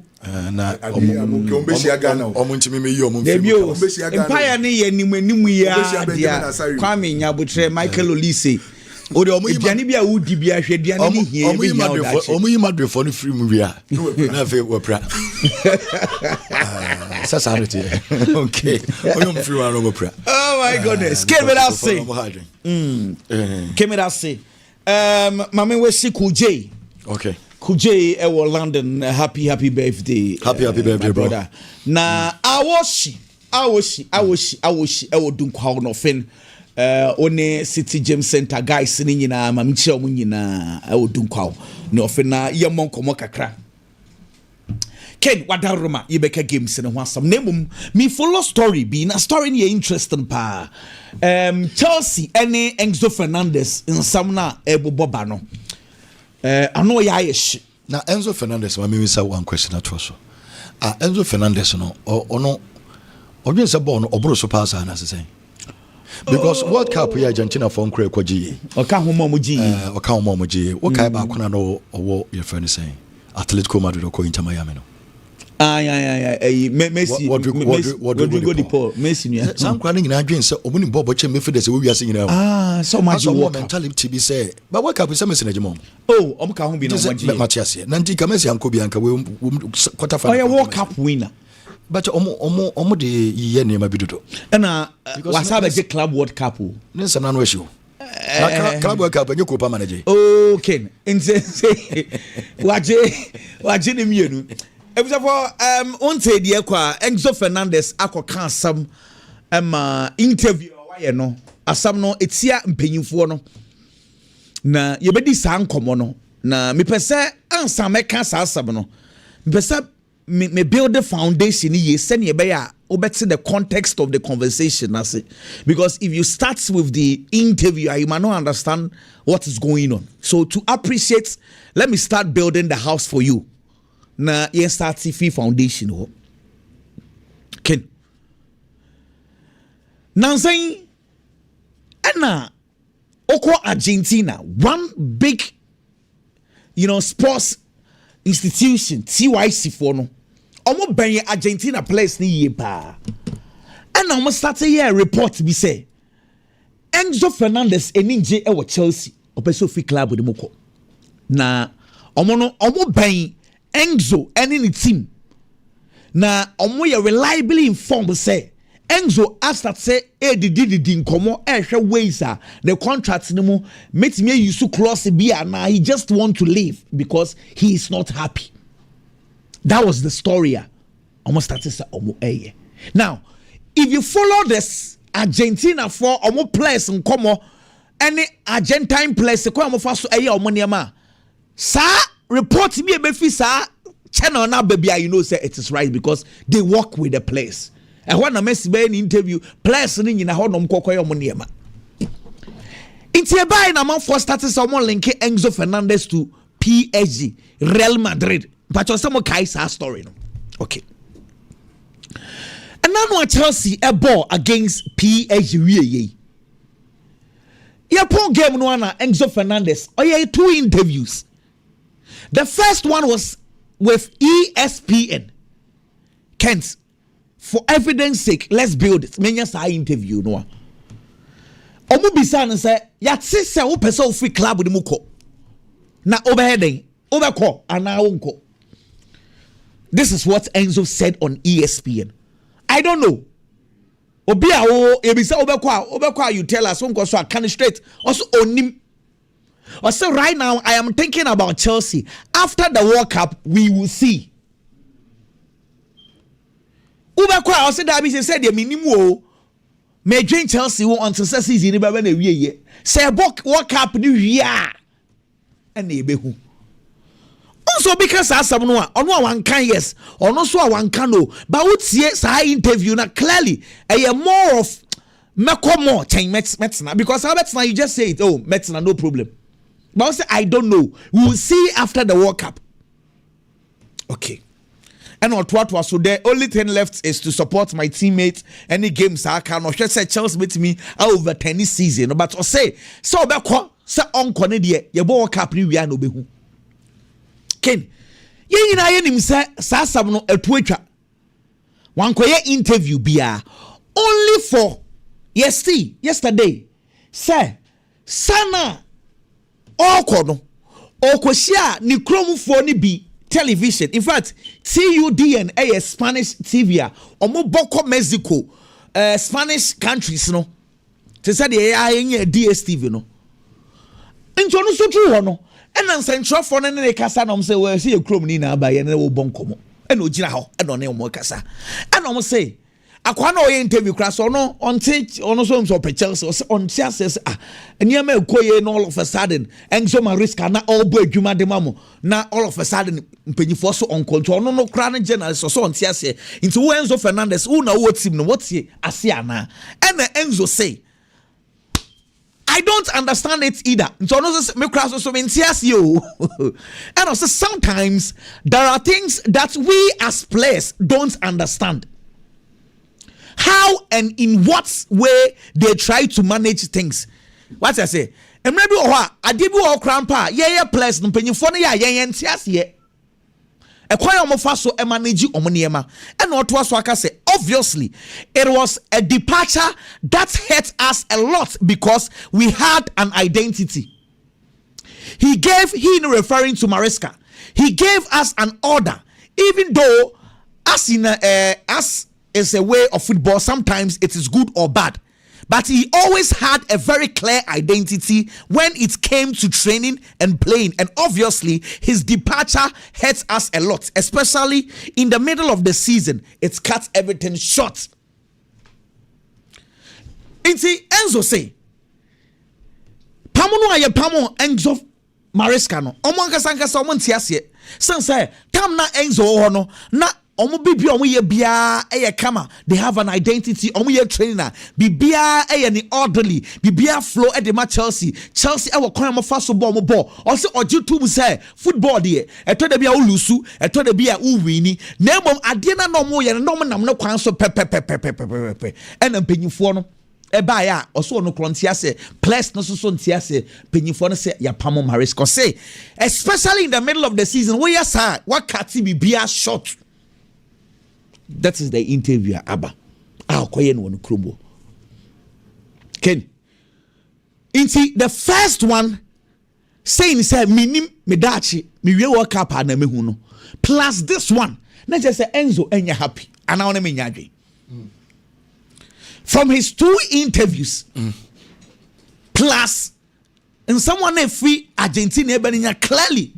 First one onim ne dachi, second one say impanyimfo na de no decision o mu take ya pamo Mariska ade foforo Rosini aba no ono Enzo se ono ne place no omo ntiase wankasa ono o se ono any place no again let me give you a context he's the captain so we regimes if you on a captain in fact captaincy board no regimes Enzo Fernandez Moise Caicedo Levi Colwill inti ose so omuntia say I am assuming say captains of one players because no mo didi nkomo omuntia say panyifo ne decision o take here ken afidie en room ni ndi hu nkomo kakra ken Enzo nsam no me ye feel say opeso okobat he knows very well say it is going to be very difficult. Or the Ninsako to Abruaduan Chelsea Peno. Chelsea, your madrin say 100, no, so many 100 in our back. Since Enzo Fernandez, Team Benebeto and Enzo Fernandez and no near Samono, and when a man will say, this almost baby system. Why realizes say why I a mistake be, and at that mistake he can never go back. One Chelsea 121 million euros. Plus 7 million interest account we can in aboma 128 million euros.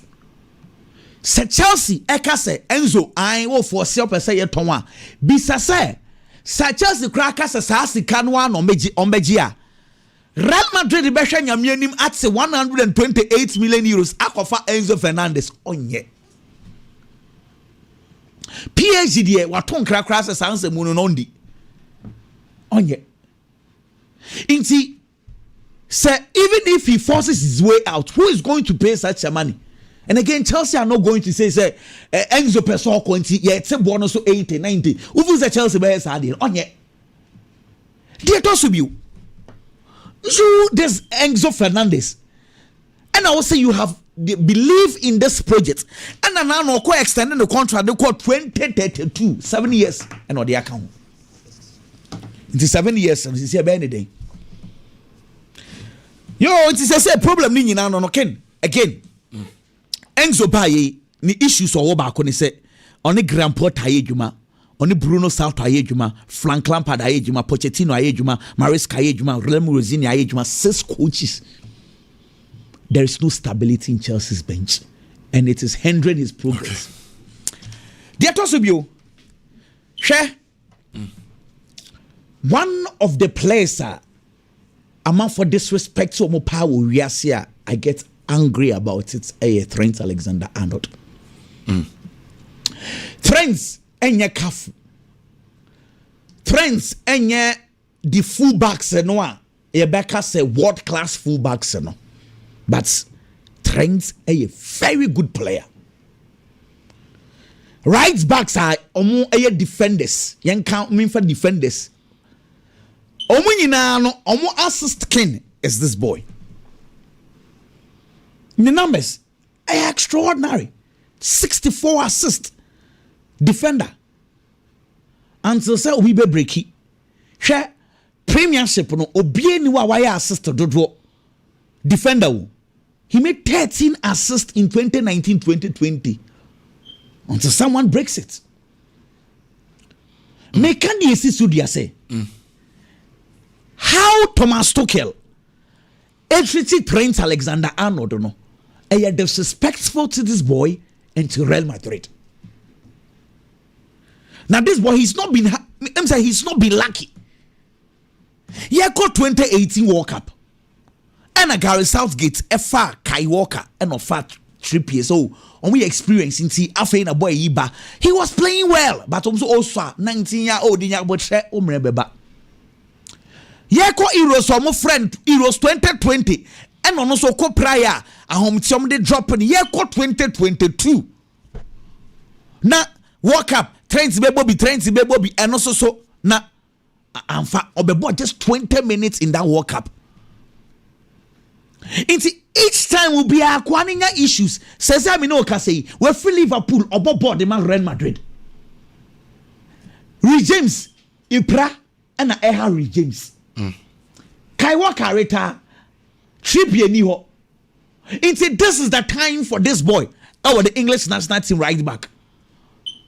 Another weekend what I because all these while didn't you excuse on Fred this boy and say Nyaboche Trippier our form Kai Walker. Ni Re James ni born ball China. Re James was pra. And as I say, and any prano issues be eba. So this is the right time for me, only for Thomas Tuchel to tell us, say, be or Real Madrid. We'll say, on some fantastic about the English national team, name Jed Spence, ne Livramento, Ezra Kwanza Munkobo. What kind of disrespect is this? Master, Sir Thomas Tuchel, an idiot. Someone who plays for Real Madrid. Yeah, be call World Cup.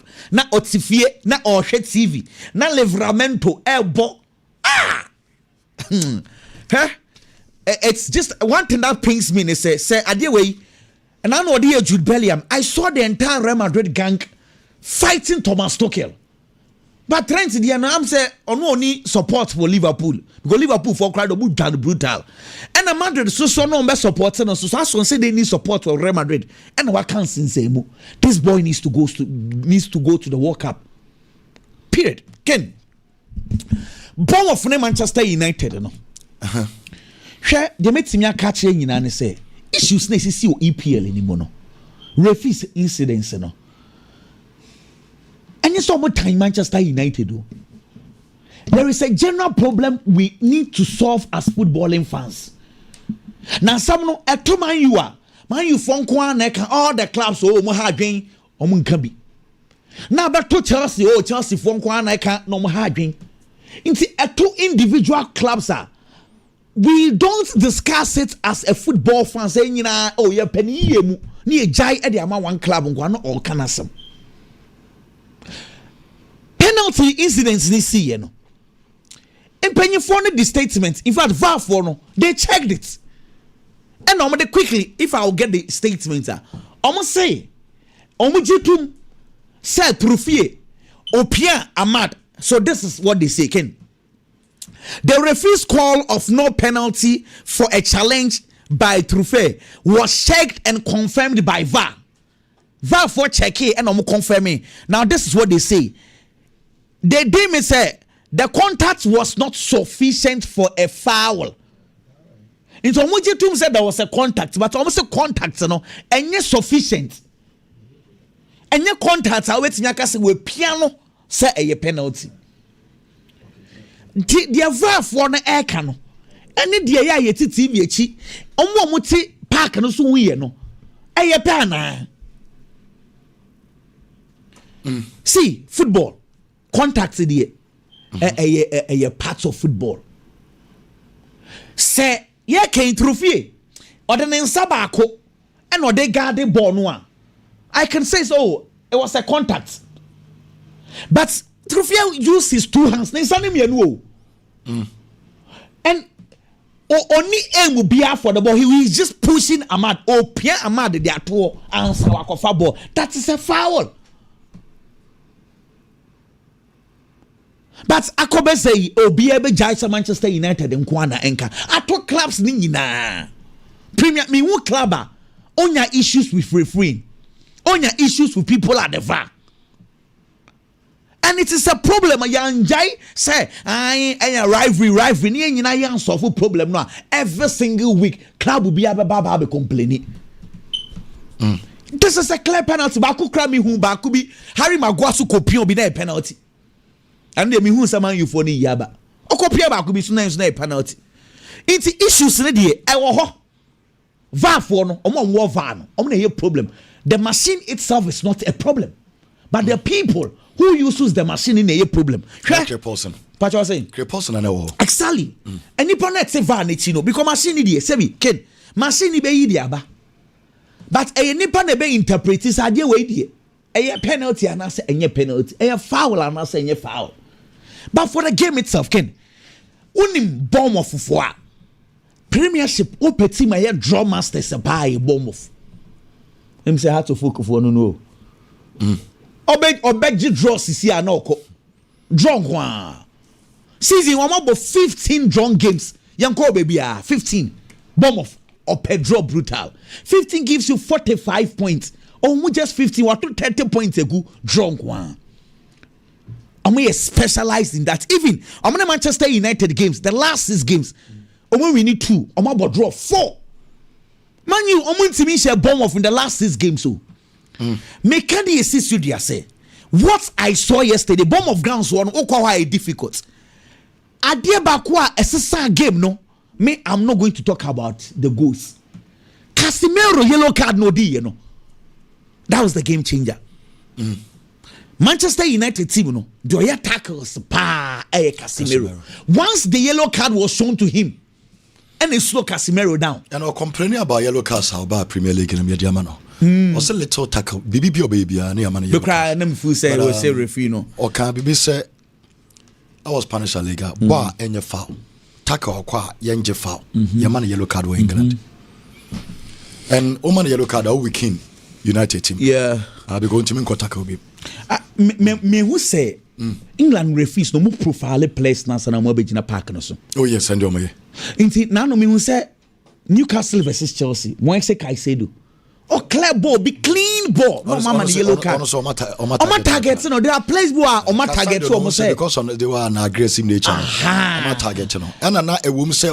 We say 2 seasons in here. Season you 10 yellow cards, 10 yellow cards. Say what do now? Only Bernardo Silva so on say normally one thing we don't talk about it TV so no radio so no say clubs no omo na twetwere ho no atwere de akose club way play away or ye tactical fouls into referees no mo ni nko omo na ye report no into omo twere de ko into referee no onim all bani nyina no or the ahye team say players bi wo ho a team bia no omo target Manchester City Bernardo Silva Manchester United Casemiro omo na yes tactical fouls no into omo ya we Chelsea Caicedo into bi wo ho na a clean foul Casemiro de na a foul no na mi susu say e was so command ko because fe na Casemiro aye bibi something silly because yes na pe no slow Manchester United game no down kakra into say Benjamin Sesko na one day enya pressing. Why Brandon Mbeumo places that he presses very well.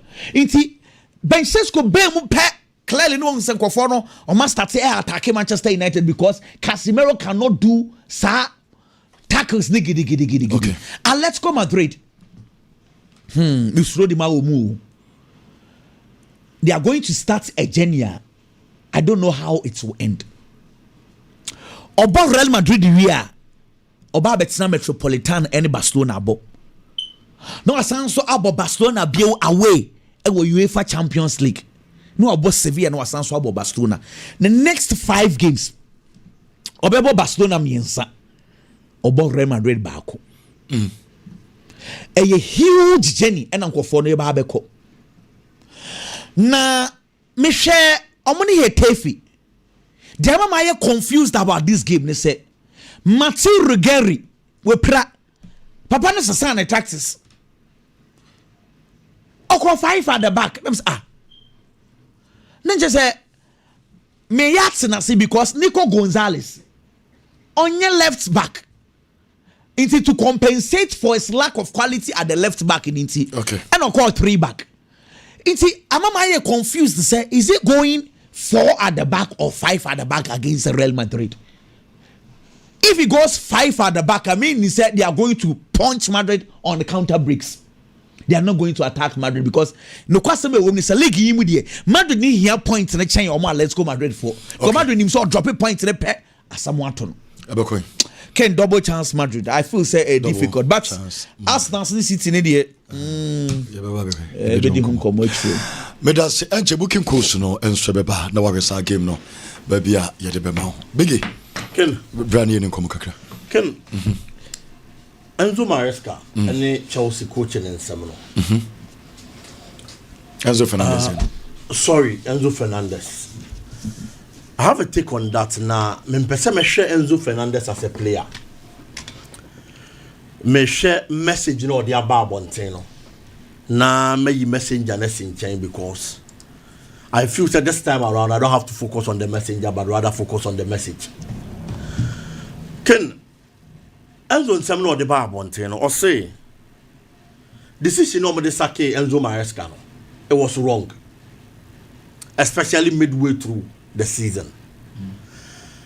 Now Okaba and Nimno and or say under Enzo Maresca, he gave Chelsea an identity. Or say Enzo Maresca as a coach gave Chelsea an identity. Or my Chelsea identity we anytime they got to training. There were good training methods and almost firm with the training grounds. First of all, let's talk about the Chelsea identity. And Enzo Maresca, me amete ha mi nim hwe wo football mu krampo no. Me hu sa Enzo Maresca play the possession based style e wo Chelsea bo boko ni mu. Chelsea bo games are most of the time Chelsea am rebi e twam na e din se Chelsea be kita ball. A pass ball na around. Eyi opponent se frame na Chelsea weaving the way through akwa pe goals ahye no and Enzo Maresca he would say Chelsea bought that kind of football possessively only Chelsea gina park and so Chelsea in defending bebre Chelsea boom boom bebre Chelsea making sure so be build it from the back or the ball to form now we play ball na control game no e park and so no about beautiful football am a quad or be entertain you or we are so am go said the account just because coach now be for Chelsea Boboko no style and any ho no fortunately for him he worked with a manager ye ka obi obo possessive football man ya kono pa Pep Guardiola ono na na coach Enzo Maresca ne ye adwuma eti osua sa de ni free ni ho no mo a o kire ball a efe man kwada ball a efe enso wo games mo under Enzo Maresca we saw that it was a clear identity of the Chelsea team. Can aside that Chelsea had a structured build up. And Enzo Maresca said Chelsea ya build up bia. Unim say either the 3-1-6 build up and after the 3-2-5 build up and a Chelsea bobo ko ne ye. Actually honum emrantie mi nsa be gina ho. Kai said do be ba be ball e de free honum no why distribution the Chelsea bobo ko no. Unhu sa de no e wo Chelsea game ni mu. It was clear, it was evident. And Chelsea doesn't have a structured build up. My Chelsea games are Chelsea ni player ba kwa or your distribution de ma Chelsea. Kaisedo be start it or be kwa ball na free defense no your build up. Kaisedo miss balls 1 or 2 the obe who say Enzo na sha say distribution no. Or be banachi no aba beje no start your distribution no say ball 1 or 2 na coach instruct it. Now for James I shall say kwa ball from the build up. No need a distribution the amateur Chelsea boko no. It's that structured build up. Under Enzo Maresca. And now you who a Chelsea game no. This time around, you who a Chelsea games. Sadi ni honum biem. Enti clearly. Asamana akwadane kano. E yade a ekoso wo Chelsea boko ni mu. Aside that, Chelsea use some fullbacks very well under Enzo Maresca. It is all here. A free last season neighbor. Pim this season time and Enzo Hono was one of the best seasons. Not Chelsea left back Kukurea a share a lot of goals. At the Chelsea. Next time, involving the fullbacks a lot. Rhys James is very important, a very key figure. And what Chelsea's playing style under Enzo Maresca. Menkasa na Rhys James here. But under Enzo Maresca, you Rhys James are all midfield the Chelsea. There are times Oba centre back, Oba as a wing forward. A lot of positions, a key player. Kukurea be inverted from the left back position, or be supporting midfield. A lot of the times. And you involve fullbacks no more effectively at the Chelsea Bobo. Under Liam Rosinia, do we see that? Kukurea go involvement under Liam Rosinia, our Chelsea swat it. just because you're involving a lot, and I say on you seen here as a fullback and from Chelsea Bobo. It's the playing style of Chelsea. That's clear identity. Chelsea Gina Park no so na Oboboa. Who free Chelsea game minimu under Enzo Maresca no under Liam Rosinia, we don't see that. Na she nkumi krampo se possession no ken so obekaya. Liam Rosinia be catch ya se ball no be Chelsea no. The first 10 to 15 minutes Chelsea supporter be anti mintrana na so. Obebo na man na ye fit to the stand say oh stadium obe sorry agina ho no one bon nsem dia ma Chelsea team no. It's in some no di bedwan no. In some no de be kasa ye no. He's making us feel say a mere political talk. And obeye after he had the job. Yes, the obetimi aye no. Sa playing style, identity and Chelsea kita under the former coach no. It is lost. It's how many Enzo Maresca, Enzo Fernandez. I agree 100%. Ken, let's talk about good training methods. Chelsea training grounds menko share the ekoso. But for a player to say this, it means the coach no questions e won ho. Make away because say these players work with a lot of coaches oh. How many coaches baby dey adwuma? Ken de bia o Enzo Fernandez asemo a Oka World Cup waje. Oni coach waje World Cup, Linus Scaloni aye adwuma. So ohun hwe no he has seen better training methods. And the players normally coach here adwuma. Now training methods enye, o substitutions enye, o selections enye. In-game management enye. Sa niam na teams e winning matches e wo park so no enya. Omo hu se coach no onya de.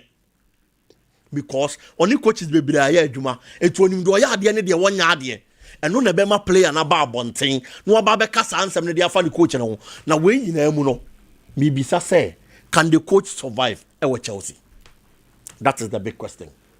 Because Enzo Fernandez asem no o say oni ni teammates no wan ka say me Enzo Fernandez as a player o Debbie, and he's a leader at Chelsea or captain so or representing the playing body or say on any teammates no the decision and penifoni take here no omon tiase and in some now all can actually say on any teammates no if you say papa ne body more form he has to change things and as a Chelsea penifoni be changing no that is the big problem and also share Emma na adwene ye de ben ekosa na ema so no o sha se o bo no homodin Argentina ni won. Yes, or Argentina ni. Okay. Leon Rossinia. Yes. Okay. Trust me. Are bibi wo ho ana. O Argentina ni o World Cup winner. It you know, papa ni man ho so. Rossinia. Yes, Leon Rossinia. Yeah. England ni. O England ni. Oni ni chifre. Rossinia. Ni chidi me shede ni bato ni potuntum. So be free kroma ba bia na. Oh, of course, any potuntum be free African, you know. Some of them. The potuntum be our na black Indians, ne? Or more Africans. Black Indians. Can me the way tuntum dia. Okay. African here before Kromo. Okay. It is slave trading near in the past, and maybe could be baby. And I feel so was a coach like a cano, no bon homo de match Chelsea Bobo. Yes, I drain down Quadan and Yano. A better days a manager and the best succeed what Chelsea Bobo Conemo. Ken Arsenal and Manchester City game no. A game bia den the both sides. Now a very important game and so the both sides. The entire make us an here. Mikel Arteta baba ye juma wa Arsenal bo boko ni mo. Arsenal bo boko ni na wa ye juma na wa EFL Cup baako. Ni pressure so upon the investment. Arsenal and penny for the ayama no. Sika o must spend it at the Euro club ni mo. Omodi Euro club ni mo no player purchases. O my year. And the kind of quality additions. Omodi ababeka Arsenal bo boko ni ho ne de. Influence here kwanen so de ye expect say this project bia wo ye bia na be mature. E koko na odi aye kra sa amrin kan fifi. So aba wa sha ase awote. Enti ye nim de enti obetena for these years. Na unya silverwares be brain for mass na bo boko no. Enti manager no trophies bi obeje a. O wade bi obeye de mass na bo boko no. Na odi atro history. Odi asesa nema. E wo Arsenal bo boko ni mu a. E this time around. Ahanum na sha ase free. Ken last season, Pep Guardiola and the Manchester City in the 2024-2025 season, and Yama Nkoyi and Fama Pep Guardiola and the Manchester City. Menkai a major silverware. Pep Guardiola and the Manchester City bobo kone jeye. Kwaku house obetimi aboamia. Because Pep Guardiola and Timi League, when Timi EFL Cup, won the Champions League. I don't remember Pep Guardiola winning the EFL. It looks more or less like say it was a season that Pep Guardiola called trophyless. And the Pep Guardiola we know can so about 2 consecutive seasons. Now you back as a Pep Guardiola a few way 1 year trophy. The following year 1 year trophy no. And one extremely difficult thing. Any say about Pep Guardiola books mo. Debbie. Pep Guardiola be person be ending the career of Manchester City on a very good note. After the first season with England, and your Manchester Uncle Yam Fambano. I know no many no be jatu na say adaptation whenever you step in a new environment. It's all a problematic kaka.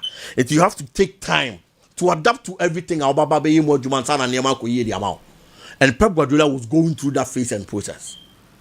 But if you want to move, it's been a different Pep Guardiola and a different Manchester City. He's taken over the Premier League, the English football, and everything across England. It is a mrane baba be kwa wiye. Na yet some say enche ebia within the next year or 2. Pep Guardiola bet me adwuma na de ato no afi Manchester City boboko no a.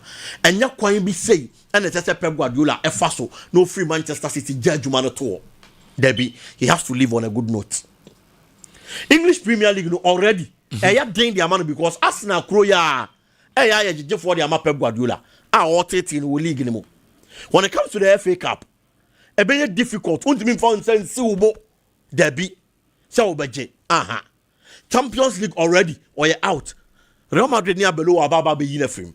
It will work be realistically. So budget trophy this season. And you game on Arsenal Baba Bebo and Copo Yard Mechanano. But the big question is say Ebebemuana. On the field of play, when man had that kind of weapon at Manchester City in the Pep Guardiola team.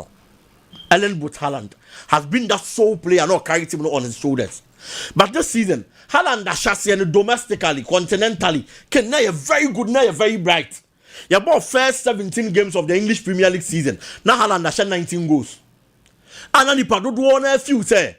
Haaland record was set here in the first season. He 36 goals in the Premier League. No, or maybe break his record no. But here Boko ye nimuno. Now Haaland frequency audition goals in the sort. Now in the last 12 in the Premier League, was just 3. And only count na 22 goals in the league anymore. It's quite enough for us to goals as Chasiano. The last game they played in the Champions League on your go, a man that kind of confidence. But so we shall Gabriel guys, William Saliba. These are 2 tough central defenders. The best central defensive player in the English Premier League because someone are considered the fewest number of goals in the league domestically. It's a performance. A performance and what's wrong. Haaland betimi abiti sankrofo for no na. Manchester City problem they thought they were caused by Pep Guardiola. No 2 ways. Why then? Or Ryan Sheki who has been the most creative spark for Manchester City in Pep Guardiola. Can yam fanen na bench e will game say him. Now Sheki ba one if because the Sheki body say Semenyo Doku ba kwetranche. Semenyo Doku. Because Obama Eda Bernardo Silva bebo. E be dan na ye question no. Bernardo Silva di onyin mfim. Yes. So ebasa Rodri so bebo. Se Sheki ba Rodri bebo. Ti se Sheki ba dia say Semenyo Doku ba kwetranche. Because Mamushi dey say onya jatum say bench one obel. Sunday say one obel. Between these two they can what starting games well Ayaneboa. Doku is in a very good form. Semenyo is a very good player. Our man numbers since we joining City are clear, are evident. But that creative spark, behind the lead striker, it should be for Ryan Sheki. It is a Semenyo better than bench. No better in the second half. The most important thing is a Pep Guardiola and Manchester City per win. Yes. Because, and Semenyo, we don't have to forget. Now the same creativity or can want some or drop Semenyo. Yeah. Or drop Semenyo. Yeah. And I just a check so Madrid game no bobo pa. I just obviously started. It was all starting. Final no best started. It was all starting. In Tiabesia ye Semenyo no better Chiana. And one thing about Semenyo is that he's versatile. Omumi onu nyina betimi abo. Semenyo to me about the left flank, to me about the right flank. Sheki bebo 10. Yes. You come Sheki but drop Reandes from the Sheki bebo 10. For the enkoye Rodri Bernardo Silva and Sheki. Nanka Sheki agino monim. What I say? Emu hapa o. Tin e ba say mu be edu. Arsenal from crown and you do mobono, on for Musso. Because Rodri or 29. Born won't say, I feel, won't say still how you hook a crown. Yeah, it's here, dear. Unya, better could be 1.5 years. Yeah, and so what you made on ISO. And now Bernardo Silva, on the name saw tackle come up, they must attack our fast on way. What run check it per bornable. What I say, Rodri and simple. Yeah. Against Arsenal players, you know. I don't know still a person bought Sa 2 mil for this number. Rodri near ye. I don't know person about Rangers. Rodri near Bernardo Silva. Can coach be our favorite? And that is normal when it comes to football. Or buy him fat. Of course, and fat. But Copim say a bear continuous. A bad deal to be your movie. Or mommy ring the free club. And Tina may expect us over more bubble games, baby. So many free club. No. They kick a corner in free club. Likely young players no more banners and come more chances. But in as much as some will be me a free honor. It wasn't come more opportunity no more bono. So because you still have a contract with Manchester City or any player. Okay. It's a coach in the they all share this season no. So few someone now bet me the manual. And fan who be more games in the manual. No one and the results. Your boss season ni now quite problem. At least my achieve the mean so me person me achieve a game anymore.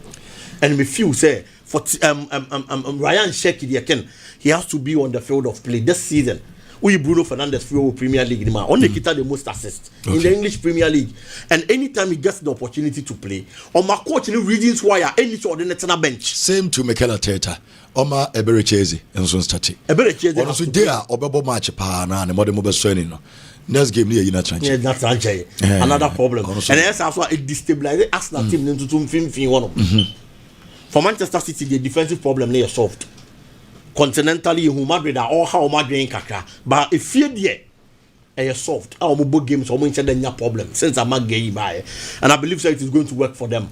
Pep Guardiola, a bit jembe ding, Mikel Arteta be jembe ding, but I feel say they lack and everything this season. It the Arsenal bobo kulechi. On my break we answer it.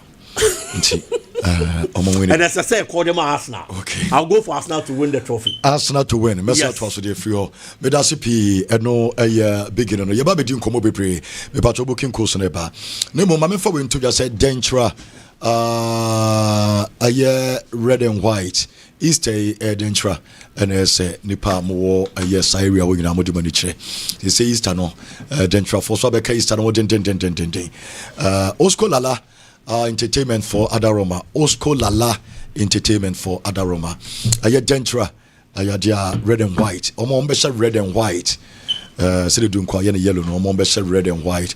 Into Osco Lala any the team no aya dia do kwa red and white. E do kwa ne I am free. And I say Mr. we aya Dentra and I am free. Dentra and I am free. Omuna serious na and almost celebrate Easter. And say Easter no Dentra and I am free. Na Easter do doning na kokko no do doning na so do money be cho na ni jaba area ho na bia so ti mai kama say was ska ho bebre Ghana sika fa bebre every aye Dentra I am free serious na enti no enso aye red and white obi abesha red and white. And we are the HN no. Enti Osco Lala and the team no. Almost elbow say be so come yen fairness so na yen komo. Na amufeba and semibre Anderson o the booking course na ba Fabrice ya so what nsem na o mampanya koka no. Supporters in sense and what supporters in sense. O mampanyin say nsem na omodi abetu nanim ni sika sem omodi abetu nanim no. And o person de Ghana ni ko US man ko hwe ball eba. Nipa 200 supporters 200 ever cost Ghana $2 million. Just 200 supporters. Exactly. $2 million. So say too expensive. Very expensive. Now this World Cup is very expensive. Very expensive.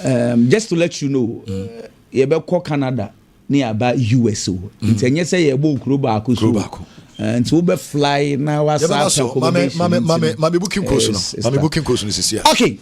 Inti and booking course no and so and ye wataroma enra nyakopon enso atonso dugu so yesa so green bebre ya say die enra enso so bibia be kama enne die ne BW4 766 1FB8 BW4 766 1FB8 Code number 2 BW4 767 5C56.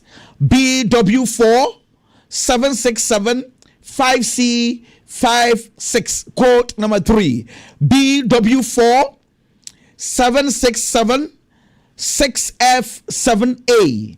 BW4 767 6F7A. Code number 4 BW4 767 6861B. BW4 767 861B. Code number 5 BW4 76820BD. BW4 76820BD. Last code for the day 3 us. And yeah, BW4 767 C699.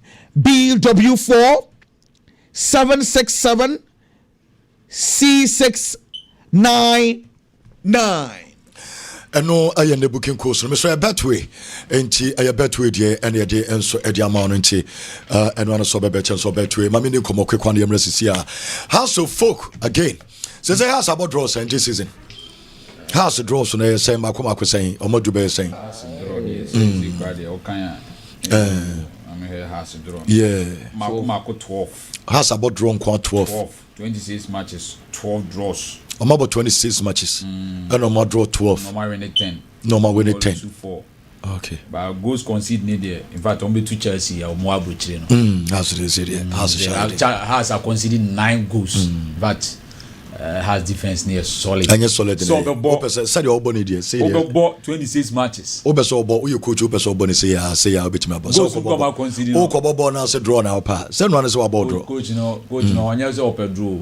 But strikers no nyamian nkuni strikers na ngasa na minim say anomo pe draw dia ko coach ni na afam ni nyina boss idu bia ya enka bi nche strikers no oh coach and there's a boni interview you say na rap na strikers no mo yem place also me omo yem be place I said dia kana so me ka mi say enye coach ni place na say ball ne be do wani wonu ye training na otwini nyina kyerɛw sɛ unya ba nya abotre place ball nduru bo tap in ye say na okoduru ball na ni na akɔ ye say a ye no ko the fans no nyabra ye the fans Ghana Premier League of course enra 2 games about so 11 wonders and Samatters 2-2 and Panto and so Hearts of Folk there omotoa Lions and omo kwetuma guzan say match na Lions for ni abre ebi e chi na has 0-0 obi antimi anfa ball Anthony Yonko atinemu ho no shot on target Mr. Mo 1-1 Premier League ade we no Mr.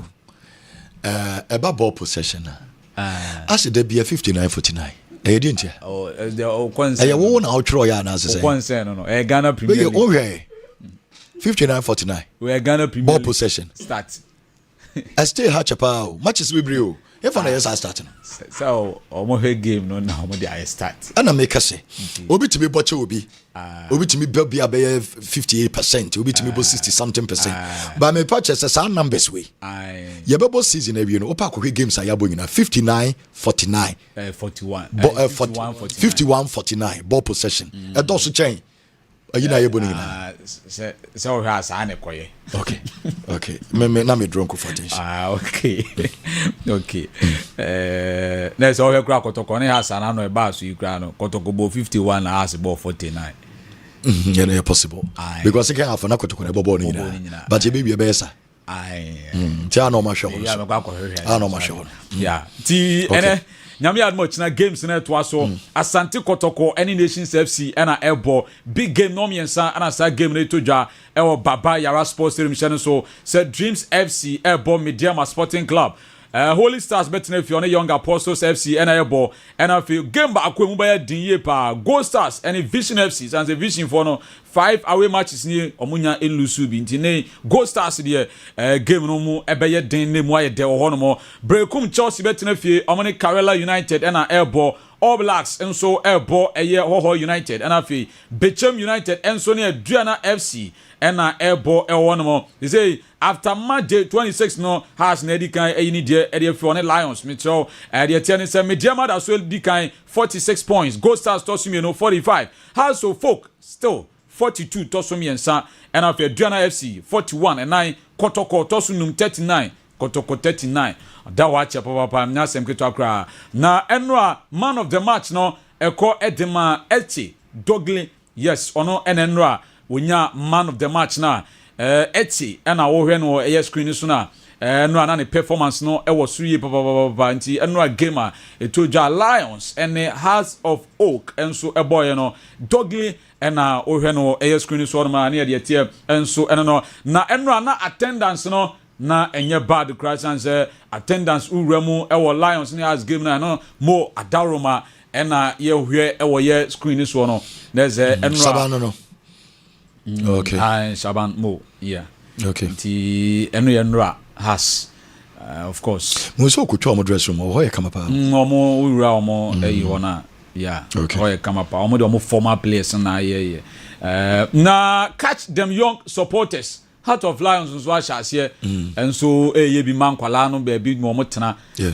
tinkrane ne nkwala ni nie kwala na tete to no mo pom ba bi mo motena tena kwala na wi ahye no de se me ba se club no mo take that decision dia e so mo brand yo mo brand yo because they say no mo hye obi agye ne fi atade na mo tete nti o crowd ne fi atade aba dia na be convince obi say omo ye Lions fan so mo brand omo nya ntade no kra so mo flags no yeah of course sure crepa we t-shirt bi kra print mo t-shirt really now the Lions logo no kra abu ultimate for fiat sene be ya be mana ye kama just a t-shirt in the I to be 30 citizens 30 no be printing kra we kra bi abe 40 citizens so we read Randy Abi anope ya obetimi ayi be 500,000 kra mo nti Dr. Randy ho a onhwe na omon branding kwa Dr. Randy dey say Ken Wadaroma we dey ebia na dwe maso Wadaroma mo ntia doc na so say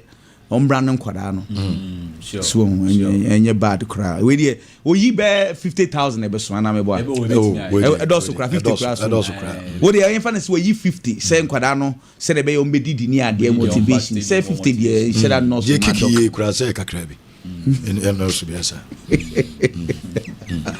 ye kiki o de free no habe okay and after the game Benjamin Asari in fact na is nkwala ni dinachi man fans na the Benji be ya ni so betu ni botom na penyino ho no dia man sem se wa koche man kwala no na Benjamin Asari no yes you say the Oscar but they say no on say ni din no Benjamin Asari Bankwala no SM nim se on the Shatawari Shata no na so mo dey the Shatawali dey no mo dey aha we dey obi otum abete SM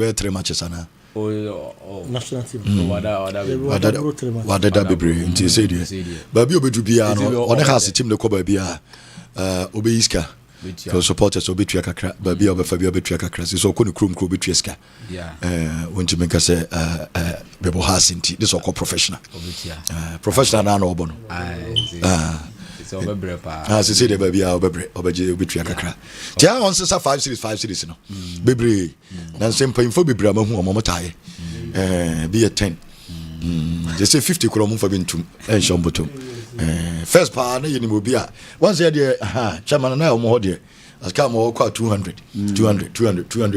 nos 5 series nos no big is ya mo 1000 e do so pa ya mo hye won sama 5 series wa hwe ya be show ba ko du na obi ma na be won say e ho ana wo ba bia ujina na no ujina okay o de unyan ko wadi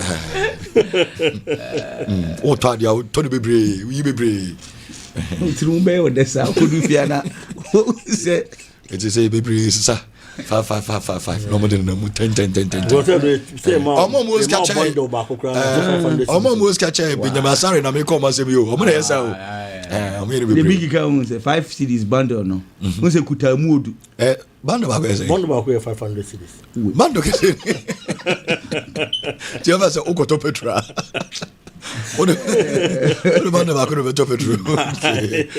Okay, transfer. Yeah. And the Enra after the game, coach and so my house of folk saying I see who game no did it Dramani, did it in some kakradi tuja, yentin somebody did it tuja. They put in the right energy, they brought in the right efforts. I think we still need to improve on certain decisions in certain very key areas where we have transformed so much, and then we need to bring it in the game because those moments are the decisive factors in the game, and I think that we still have a lot to improve on. Understand? Did maintenance? And so from day one, and see about 3 matches, so 4 matches, 5 matches, and at the same interviews, you see, and some are okay about decision making areas, or more improving his animal. As I am at day 5, you're at day 26. Still, but what team manager now patch say, I say. Omo ye with training. No players need to be finding. Not just say play. Or no, there be an omo be say a players no. Because I say or ye juma. But players need to be. Maybe o chiro omo no eye 1. Omo practice eye 2. So what you say? Footballers need be so betimi aka catch and we ball na ye ni say, we ye ni say. And you make us say individual training sessions are very very important. We betimi aka catch player and say ade na we ball na so but there's so ball no or ye no training hold there be and say every day or you know training grounds so because oh you know like bukum now what show more minimum some you training or minimum some you training but me patch say what catch the player a Ghanaian player there be our can send back where they train no I think say so uniform most training sessions na mo you know group training session is so uniform na open be 2-3 and a week a full week no kwa no way so one yes are ain't me improve it say oye ne say yin na be training na mo ya dabi na didi after 26 match weeks oda so ka has full problem kire yen my day 26 I started from my day 5 6 so season no kra when I started first match of the season when our boy and this after match week 26 now that's what has problem kire yen draw the also 12 yen 26 matches draw quite you change training grounds no Ghana Premier League yen gili problem ayo enti you change training grounds yen gili go ho the ebe mo hu se wo kire bibi o training grounds e match na on Lions boy no performance yes and na be ma me hu se wo kire bibi o training grounds the obey the match mo I just so complaining be about ohun ni say omo nye adwuma na ode mo no omo ye bibibia o training ground so kama omo do stadium a ana so mba ma there na omo toto papa can di buy no na house go scoring problem dada and e ma o ska se kokko fast striker bra and a Ghana Premier League no hwe nyame anim na kokko fast striker o share 3 and I don't buy o sa be ka go scoring problem a kire me na ye me fault abra na wo akonya se o to striker o to do o share 3 ABS sikana na wo no sikana na available no to do o share 3 and then let's say go Ghana go polish the over there be o because do share 3 no buy ye hu hwe o omo no so ntimi nche Maulu wa yo ne Hamza na omo na ebo omo so ntimi nche nti the other buy ye hu hwe the strength of us to folk for the past 3 seasons and that's where the strength of us to folk nti we sign has goalkeeping department any central defense any defense o buy na nya problem still enya problem the problem we has creativity and a goal scoring 2 problems when Alberto here has to folk still has a creativity problem has to folk still has a goal scoring problem and to one say did it only behaving like the typical African politician they be obeka problem nature no aka say it is in the pipeline green time tinko edisi o Krubenso me bo amenya asem what you so Ken we teacher na maja ukwachira nkwara dia yede na ejajo nkwara performance exactly but some nkwara so ko de eya and say what chakra and say say na de ntie na wakoka say no nti no ekadwuma no he knows that say eto de bi susu a e de bia coaches na meka say yanji ntumu o say coach no eto de bi susu a wo coach won kire player hwe ono akogina no park so de na instant it's me ye bibi de mawo ba wo gema wo ho me pa choti I say into the heart of folk problem just like what Biggie said we all know he knew it before he came so heart of folk problem a goal scoring into Saobana after match day 26 go so enemy become the same problem then the problem is not the problem is you into the drama ni has something there. It says, we are tired of everyday excuses and away. Find solutions. Until I had to focus go because I embarrassing. Yeah, was at 26 games. I had to focus so much as 17 goals. How? 26 matches, 17 goals. How to focus? Club like had to focus ain't me average 1 goal per game.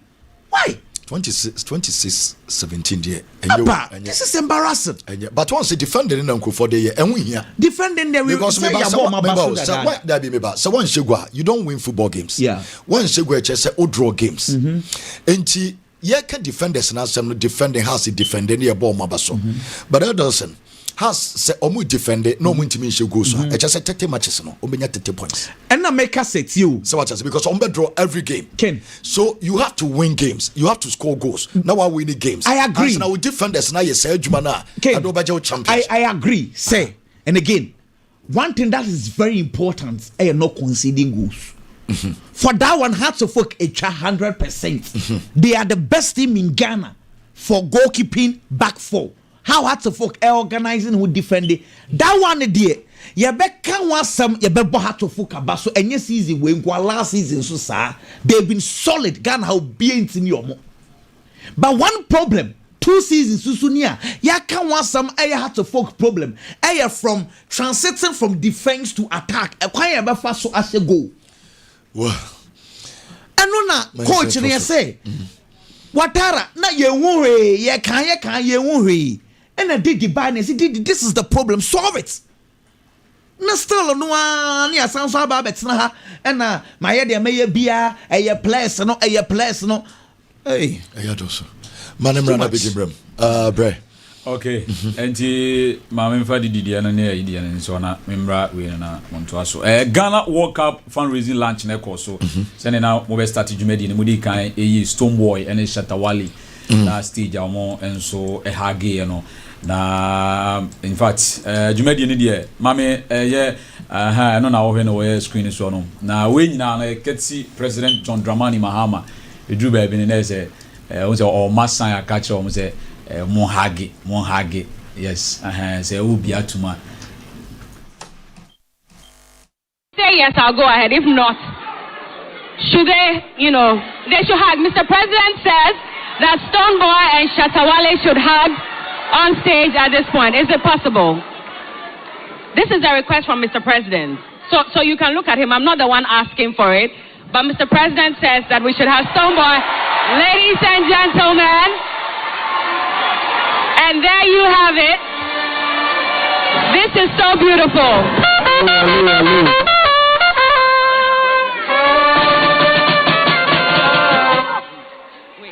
If President say hug, you don't hug, you want him to jail us. So it's because you don't want to be jailed. Oh, I see. Okay. Obey power. Obey power. Okay. Obey before complain, right? Exactly. But that's very beautiful, and I think that this is only possible with football and music as well. Please, let's put enti enra the course no. Okay. Na mamemfa Mr. President anu di sem ni bi na fe memfa FA President the ba consortium na ti Kent so Mr. President, yes. On the Luis Suarez the boss we be atuma mame on pen asem da Luis Suarez 2010 vividly, the energy that was in the air, the nation standing still, united in hope, as we came within a whisper of gaining world glory. Indeed, those moments were heartbreaking, And I still don't like Suarez since that incident. And I've never wished him well since he did what he did. And they defined a moment of Ghana's football history and glory. Since then, our Black Stars have experienced highs and lows. The disappointment of 20.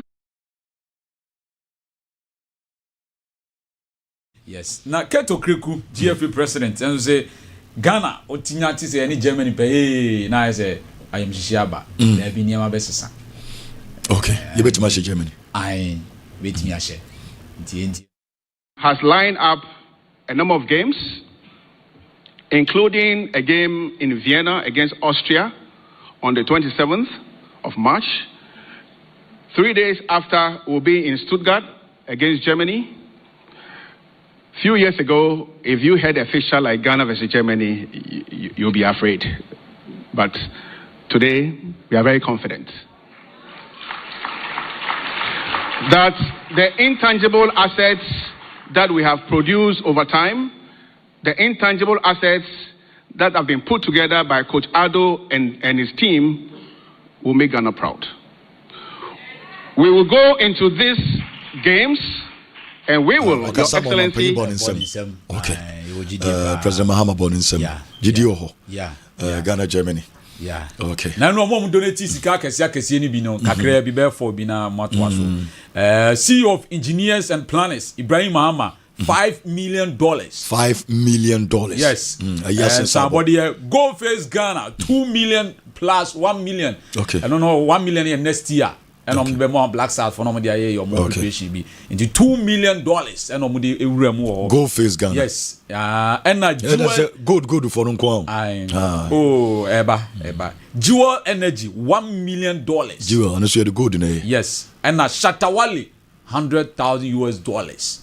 Shatama $100,000 US. Now Stoneboy dey say the big deal kan 81 or chere say 20,000 na urban nya nyumbi bo campaign song na omo de ye no Shata betimi abo wadaroma say sadio no ama stone aba 101 and a Shata 100 but Shata dey cash cash and we stone ye stone ye enyomo na say ne boy $20,000 enyomo production no enyomo production no na quantify enyomo no dey Canadian no ama ne dey na be 101 this say Shata shaka so bo nyume send your woman kan jenzo omo intino yeah mama baso tina just here for so mama you know $200,000 yes for Ghana World Cup that's good great stone and Shata okay now your crop for aboso kan spare pass 500,000 Ghana 5 billion yes spare pass for okay eti mami fancy Lawson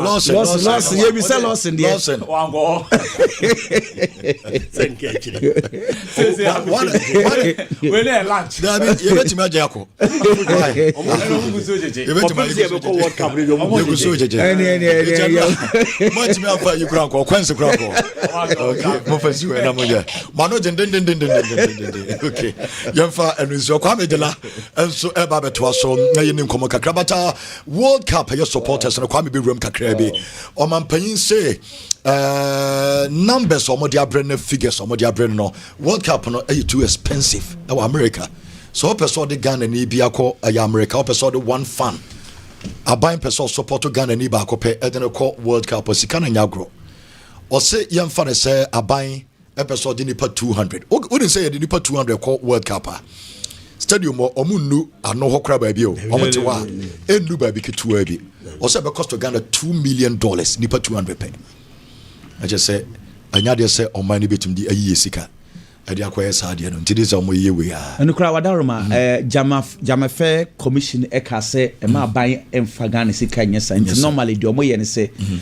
aban no ebiem for nkofo so mo be donate say the program here course nti the engineers and planners e ye say 5 million per what the government is saying is betimi be 450 supporters e de akode Ibrahim Mahama to say Ibrahim Mahama there you been 400 supporters 450 roughly be 450 crabiti me dey akwa $5 million nipa 450 pay 450 say World Cup no makasa we stadium for 60,000 expensive the World Cup is very because cost per person a flight to Canada to US processing fee hotel a obeda weduane na uye so a un say aban do kwa esanso ema kakra de pocket nti per head no expensive o check ni nyina no a nti se ne omusi gigigije koye hia be me so say itimi de be 4,000 supporters kwa nkanya bad be 4,000 the bad thing because it's easy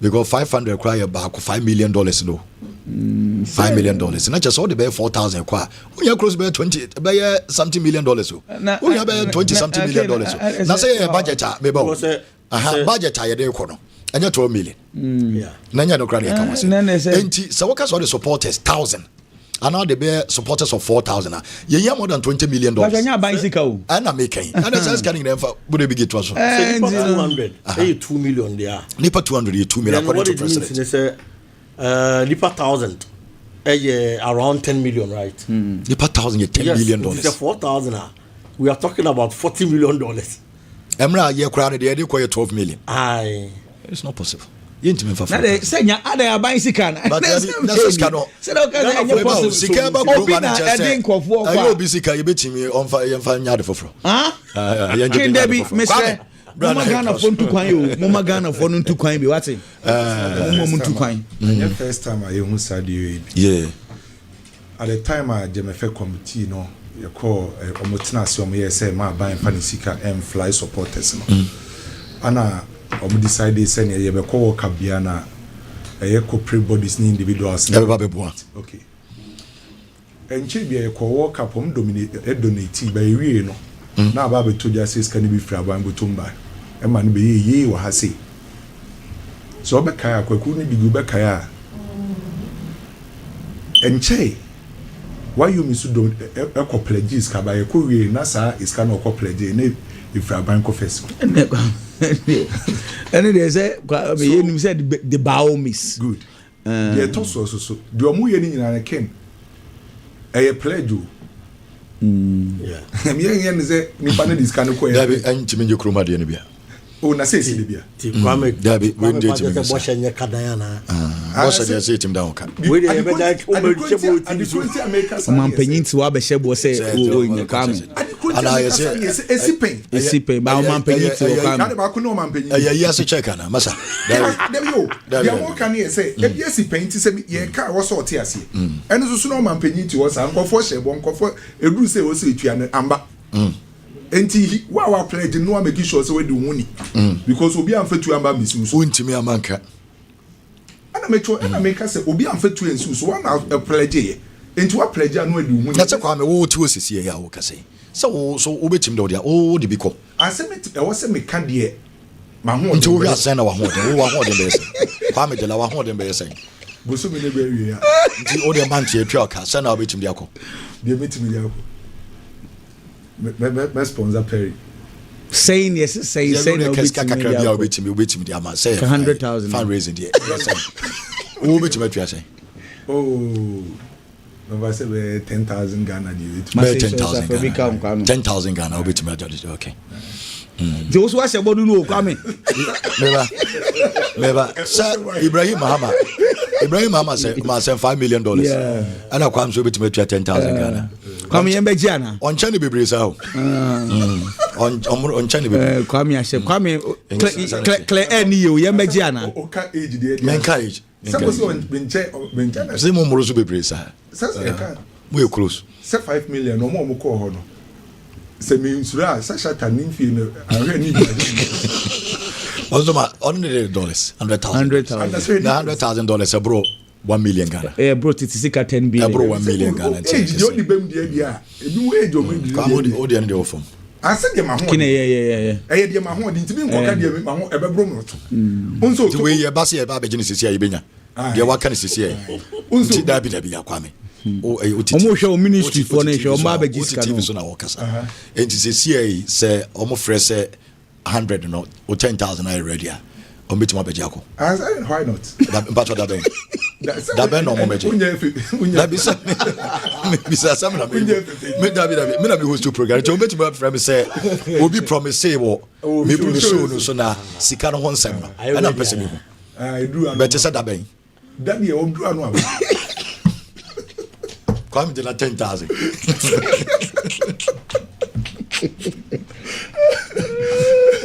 Obakin, you know, a very good idea. Here, say, Nipa do no share dear president, Kanake. Menya show say bit in Nipa do na ku. Say Nipa do na be individuals. This say individuals. They are buying sponsor party any amount. Because meti and me shimio. Nipa 200. Na Nipa 200 e kakra bi o. 200 crowd omo crowd wonte. Yeah. No almost $2 million almost scan loss do ma Nipa do na e be kono. And a bit mama Ghana supporters on bitu kwan no. Etimi akwa akodoso by the abandoned con the end also and so we individual now person kwa the last time na Henry Asante Chumu cheche the first procedure is say also unyama day ticket. Yeah. So we unto my day ticket say Ghana ne Panama, Ghana ne England only take it o ko visa forget. So we individual now person ko work o ko support to Ghana. The first thing I was say unya you take it. Uni my day ticket dia unya visa. Take it to crowd and arrive across baby so. We take it in a hotel baby over there. Before crash o kwa ko visa no mpogra no.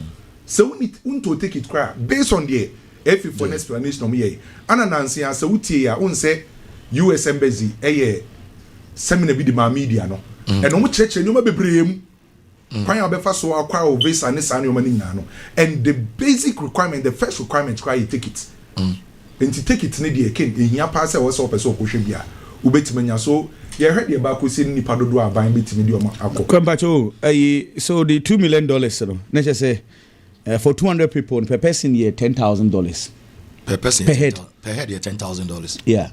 It do. It may make sense. It makes sense because we take it hotel BBR 10,000 yeah to US. Yeah. $10,000 per head.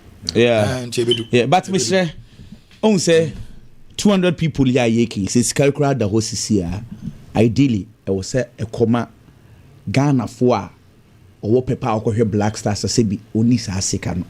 They made the way your partner say omo scanner omo sika no a obeti omo asoso na 200 slots na be kode ama omo Mr. eno party esasa de a kwame minim say ekrom ha de per experience ha na besi Ibrahim Mahama sika na oyi no we nyi ama minister bi say onko je sa slot no fanko what the make dem come na me di no what say me sure say ka ministers na any omo slot omo de mema ministry for ne wan for no mo sika dada no a and ye ka say Ibrahim Mahama ne companies no embe donate anka omo donate mo we for the ordinary people. You can just imagine say $10,000 no nipa na be kono almost 90% of them almost asika no betimi akọ HCS asika no buy more to say I to say ye wo school na scholarship bi apai na sika for ma omo aso so akọje scholarship no we your football scholarship it should go to the ordinary Ghanaian.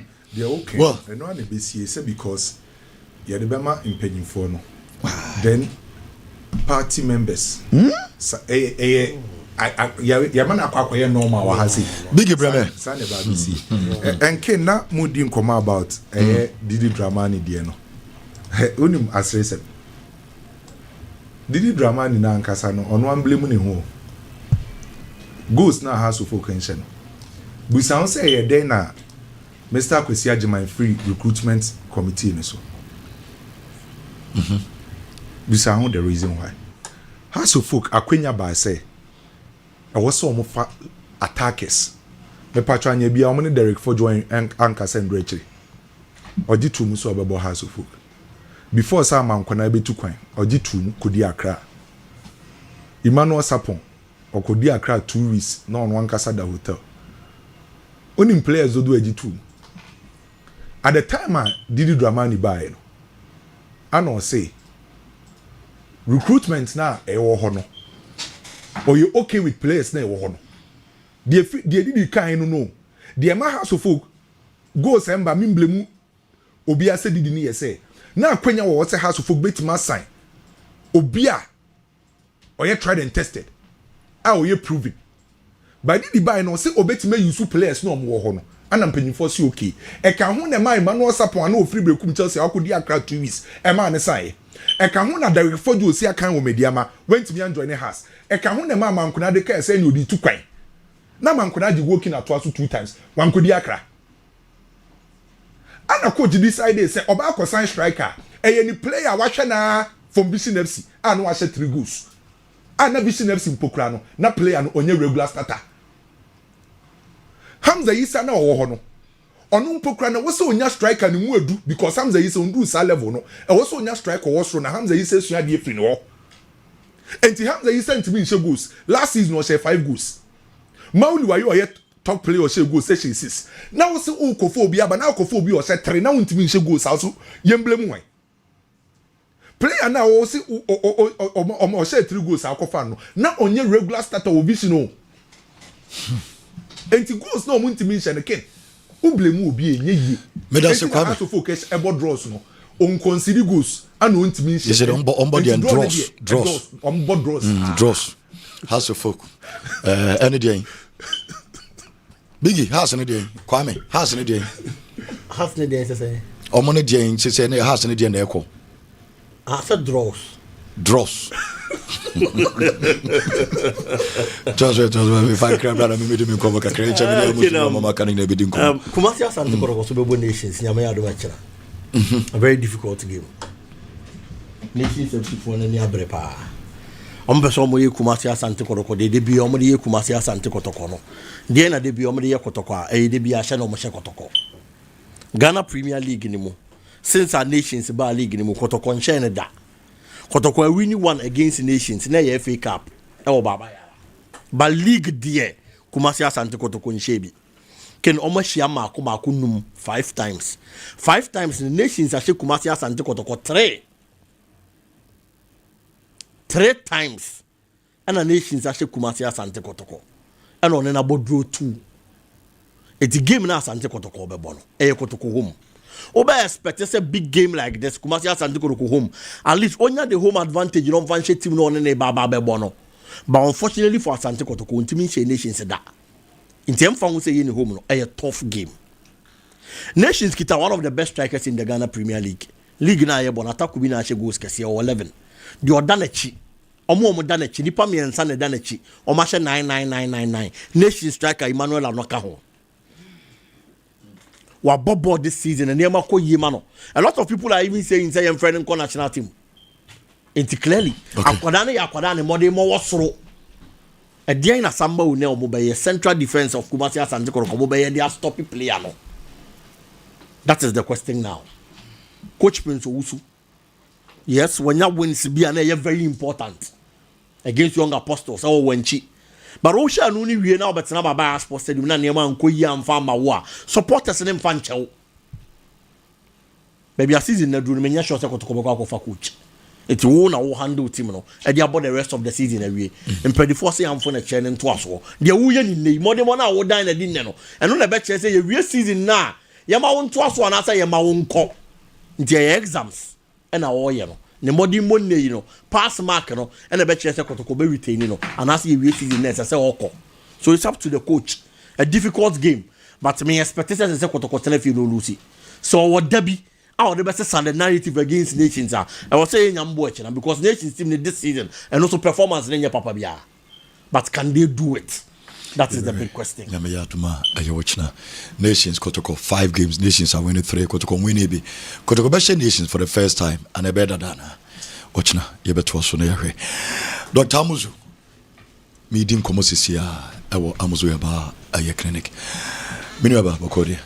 Adom pa Amuzu P, Amuzu garlic, Amuzu just say Amuzu ni bebre. 4 in 1. 4 in 1. And how did you come Amuzu no? Yes, was last week, you know. You started Amuzu 4 in 1. Amuzu 4 in 1, yeah. Then when I am man nko edro no.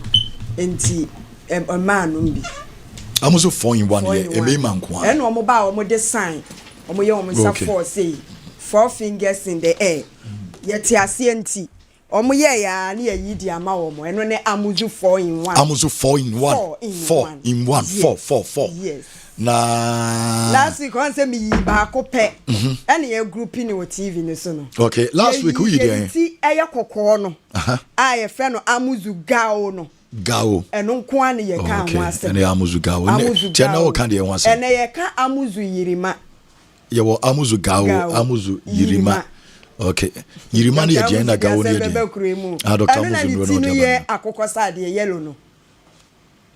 The Gamma Dr. Amuzu numbers and okay, enti J Dr. Amuzu number no. 0247 0247 77 77 67 67 43 0247 0247 77 67 43 43. Enti said the last week yesuaye Emema on say yesusu mubula matali no kra ye de tape measure me catch us so pese wo ye wo fia emeye wo office me pa cho ye ni wo fie na dia na enka doctors ne pese ye ne senka ajaki esiso no na watimi ehu average length ye kasa fa amuzu ga onti no ye hwe ne tenten no etiene ye hwe amuzu yirima no be ma ye size no said ye was a moja begine muno with the fan one with the tape measure and the fan one was said ye ne tetre so esi eye intimate of way bema yi wasum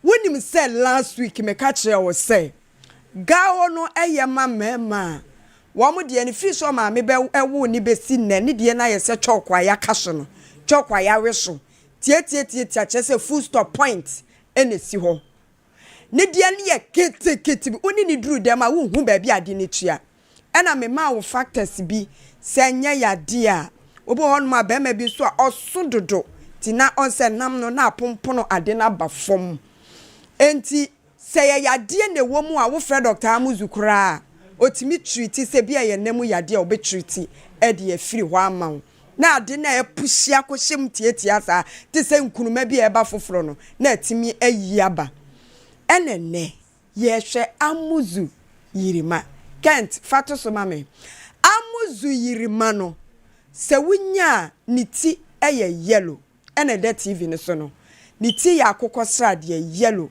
te se de gawo ni ti ye red no saa na we ti so ye yellow na eye nkun ye mfa nhye ye num eno Amuzu yirima na adwuma eye ne se afi de doctor ama de ne lent no ebi aba abeka ho aye tenten edru average size no anase length na meka ye no enti se bia 5.1 to 5.5 inches ne 13 to 15 centimeters ne ye nyane kama afede bra ade na aye tenten kama wo boss we pin wo ba na wo de na so ade ye tenten so de na hidodo aye se bo pen no aye se wana ya pepa ho wo de na ye langa tia bi na soma oba so wonkokoro mu nkoto wo mamre obehu the kind of woman wo de bebe fie adwene we yetirim ni say fufuo de nipa no wo won ewo say enko wo reserving the strength ni bi na wakofa wo mafia wa bi etese wo dem ahya ne nsem wo de na ho de nyina bebo so payire abani ntime mfeda enti Dr. Amuzu adawroma wama wade na apompona kohyem no se de ye de tape measure ne to ho a yenya average length no na mum size ne ade na ye unnecessary noise ade ye mu preprem me say dey preprem ye just sound e bakra anye bra wade ni sha me say dey ye hwia dodo aye fia bi aye tia bi eti wu hia Amuzu yirima eti wu ti a wutie no na wahu baabi a akwa bi beso so category baabi a wugina eti e bia na wo no baabi a wugina so wo de no de enka so de eso ene ye besusu ne tetrete ne nso eti wo de bia na eso but tietia na eye ne aye dey ya bomodin ama gawo na ma na basoro obo on so ane de no eye tenten but de tia ne se ono ne de no aye fia eye slim eye tia bi just say yantewe eno na aye te say emiretwe ahorodo na wuko nwura ma anu akọ ne to fia bi kire say yante se bibi ikoso so aye bema na se adwuma na ekoso akra ne miamia ne fon so a masa enka no wonte se bibi ikoso wuhia Amuzu yirima ye yusu na nwumre a wadware awie wunim se match bia ni ho a wo kọbọ no wa fanku ya ni ti eya akokosra de yellow no na sade ma kire mo sade massage ade no e wo se free form na ekọ esoro adwena ye pa ka ho ne se e wo se wa de no size no ebi beka ho nti ye be you see ni 1 week ye you see ni 2 weeks ye you see ni 1 month bra afi ade na ye tenten no afi the size ni bia sa be ka ho aye oluftubo aye table size ankasa eno ye Dr. Amuzu na ye start trick no de ma mema wo hia Amuzu yirima aka gawo no ho mesi wo hia de Amuzu yirima no de aka wo gawo ne ho eti wutie nkomo na abra wonim baabi a wugina se wodie ne ye point full stop a wo hia gawo ye full stop at the same time as I hwia wo hia de Amuzu yirima de aka ho ene ye nko denden no so say Dr. Amadi na wuraba okay Dr. Kan odindin ye dro editua but Dr. Aden na won ko memedo si eventu yanza bibia wanum wo ba obema no mu wa before so be mini eduru na fa otekrema so afa wontirim afa anum aba bema no ho no na intaba no akakra base friends udi tua o hwe bi oto kwan no wani di tua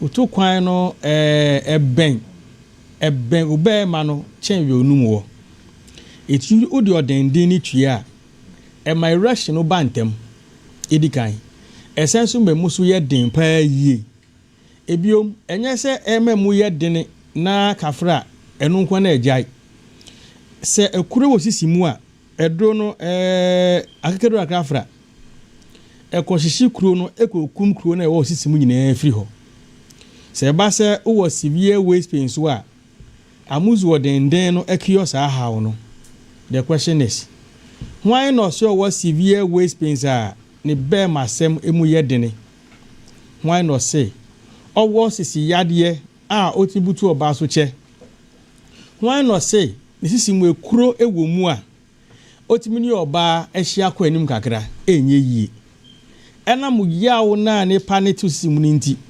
enche na bear na ajo ena mu yawo na ne panete ewo ni waste ni nti ode kobia bo se enche na ne ho asane no because ade no yawo mu na ote enye ni gie mu and anything sex should be done enjoyably not painfully enti me ka chefo nyina se ubema ni mu emre pa yie ana se kafra epeja na esini tirase oba transfer enye yi a Amuzu odenden na obehia odi betua nansa biara ebiom enya se mu ye dene na uwo severe waist pains nso anaso osisi yade akuro nso a eduro Amuzu odenden beboawo enye no ngu a se kooko bi etua woto menka de wanu mo si kooko etua woto menka de gu wanim kooko etua woto menka de okọ bloody stew da bi kooko tua woto menka de opusa na ni etua woto na opese papaya obehia Amuzu odenden so de tua obu onso okokobo de kokobo mi koja na nso no na se epia bontene enya ade akafra etwa eyeye eye woto kwan na ekese woto kwan na ekese odi Amuzu odenden ni tua woto kwan na eketwa woto kwan no eketwa ma minu kase kafra jana na okọ na okokobo ni pie no ni nyina ejai edi kokobofo kokofo weak erection fo short time erection fo mudie Amuzu odenden se mu yeden na de to ano na ho asane wa anya hwe etwa se eche no kwan be so na mani che ya de Amuzu je bites no emene Amuzu je capsules no eno na ne man de je time no ebua mokokwan so che ebua ma utimi kosan ko biom die odi treatment no omene baako pe die otiemia enne memendei wanya match bia ne boarding pa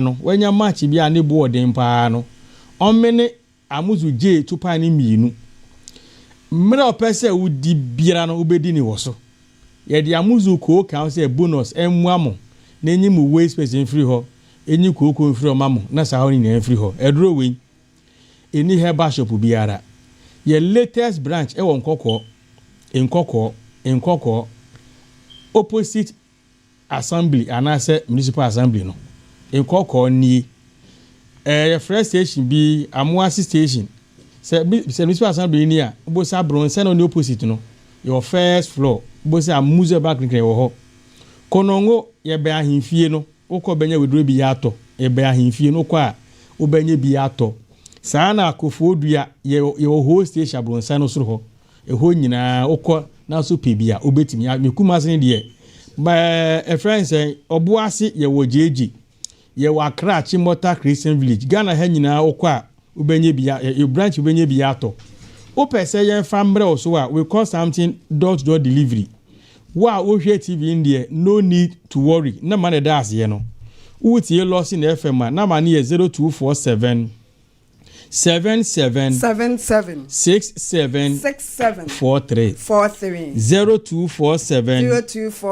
77 67 43 weni mi WhatsApp number no na me de mi free am ko tenase e water phone share so amuzu dianche be muru market when na me twen no obi a waware 3 years ni akafra na yire ehun de ne da aware fu be ma ware a eba ho hia mo ware mu o ma ya nto mu yesi okun hu nsuo na ato nsuo mana nsuo na wo fom anase yesi nsuo ne nkwamwa na ho odin no e wo fana se nkwamwa ho odin ni sua anase ho odin ni mu ankasa na nsuo ne dudu na ankasa esua obi ni obati mi hia o Philippa se ne ho asane bat nsuo bi ama montene saa be ma nya obi oni oba wo ebe yie obi haw ni sen prostate ya Nyankopon edi ache ye nkwai ni dia kakraka ni dia se bi ai kese ni dia cancer abem odunso mo ja nyina odunso emma odunso ne bita na yase we ye juma mi trans water phone share so a mi ye ai ne me ko to aso se wentimi amana ochina bra after church deeper life for yenche biara 11:15 upon 11:30 na ma share juma si otafun share so mi ye juma o pese o share me 101 na possible o chira so possible all the other branch nyina ye juma na se o ba na se o yira me si me mfere from na madada na no 0247 77 67 43 0247 77 67 43 ye kandi twato nyina ne se be matiase ya ne be ma no ewuda Dr. Amuzu na watene kano wasori say doctor kwa kwatina say doctor abetwe me kakra na ye wi ayetimi ahu de ohoro nti Dr. Amuzu watene kana chese bibi asoso akoye dia mama memfa birthday we so emfamfri o ene eye honorable akwesi aduana Jewu Benjamin o North Suntreso House of Folk center back Calvin Osesi be the manager eye aduana ba ne your birthday nti honorable mama we show happy birthday yes sorry dear DJ Marcus Etwaso nyame adoma ebetimi de wo so e de abro Monday ebetina se anopa o kensie mu nsem amanone anefie nyina ebetimi e de aba DJ Marcus Etwaso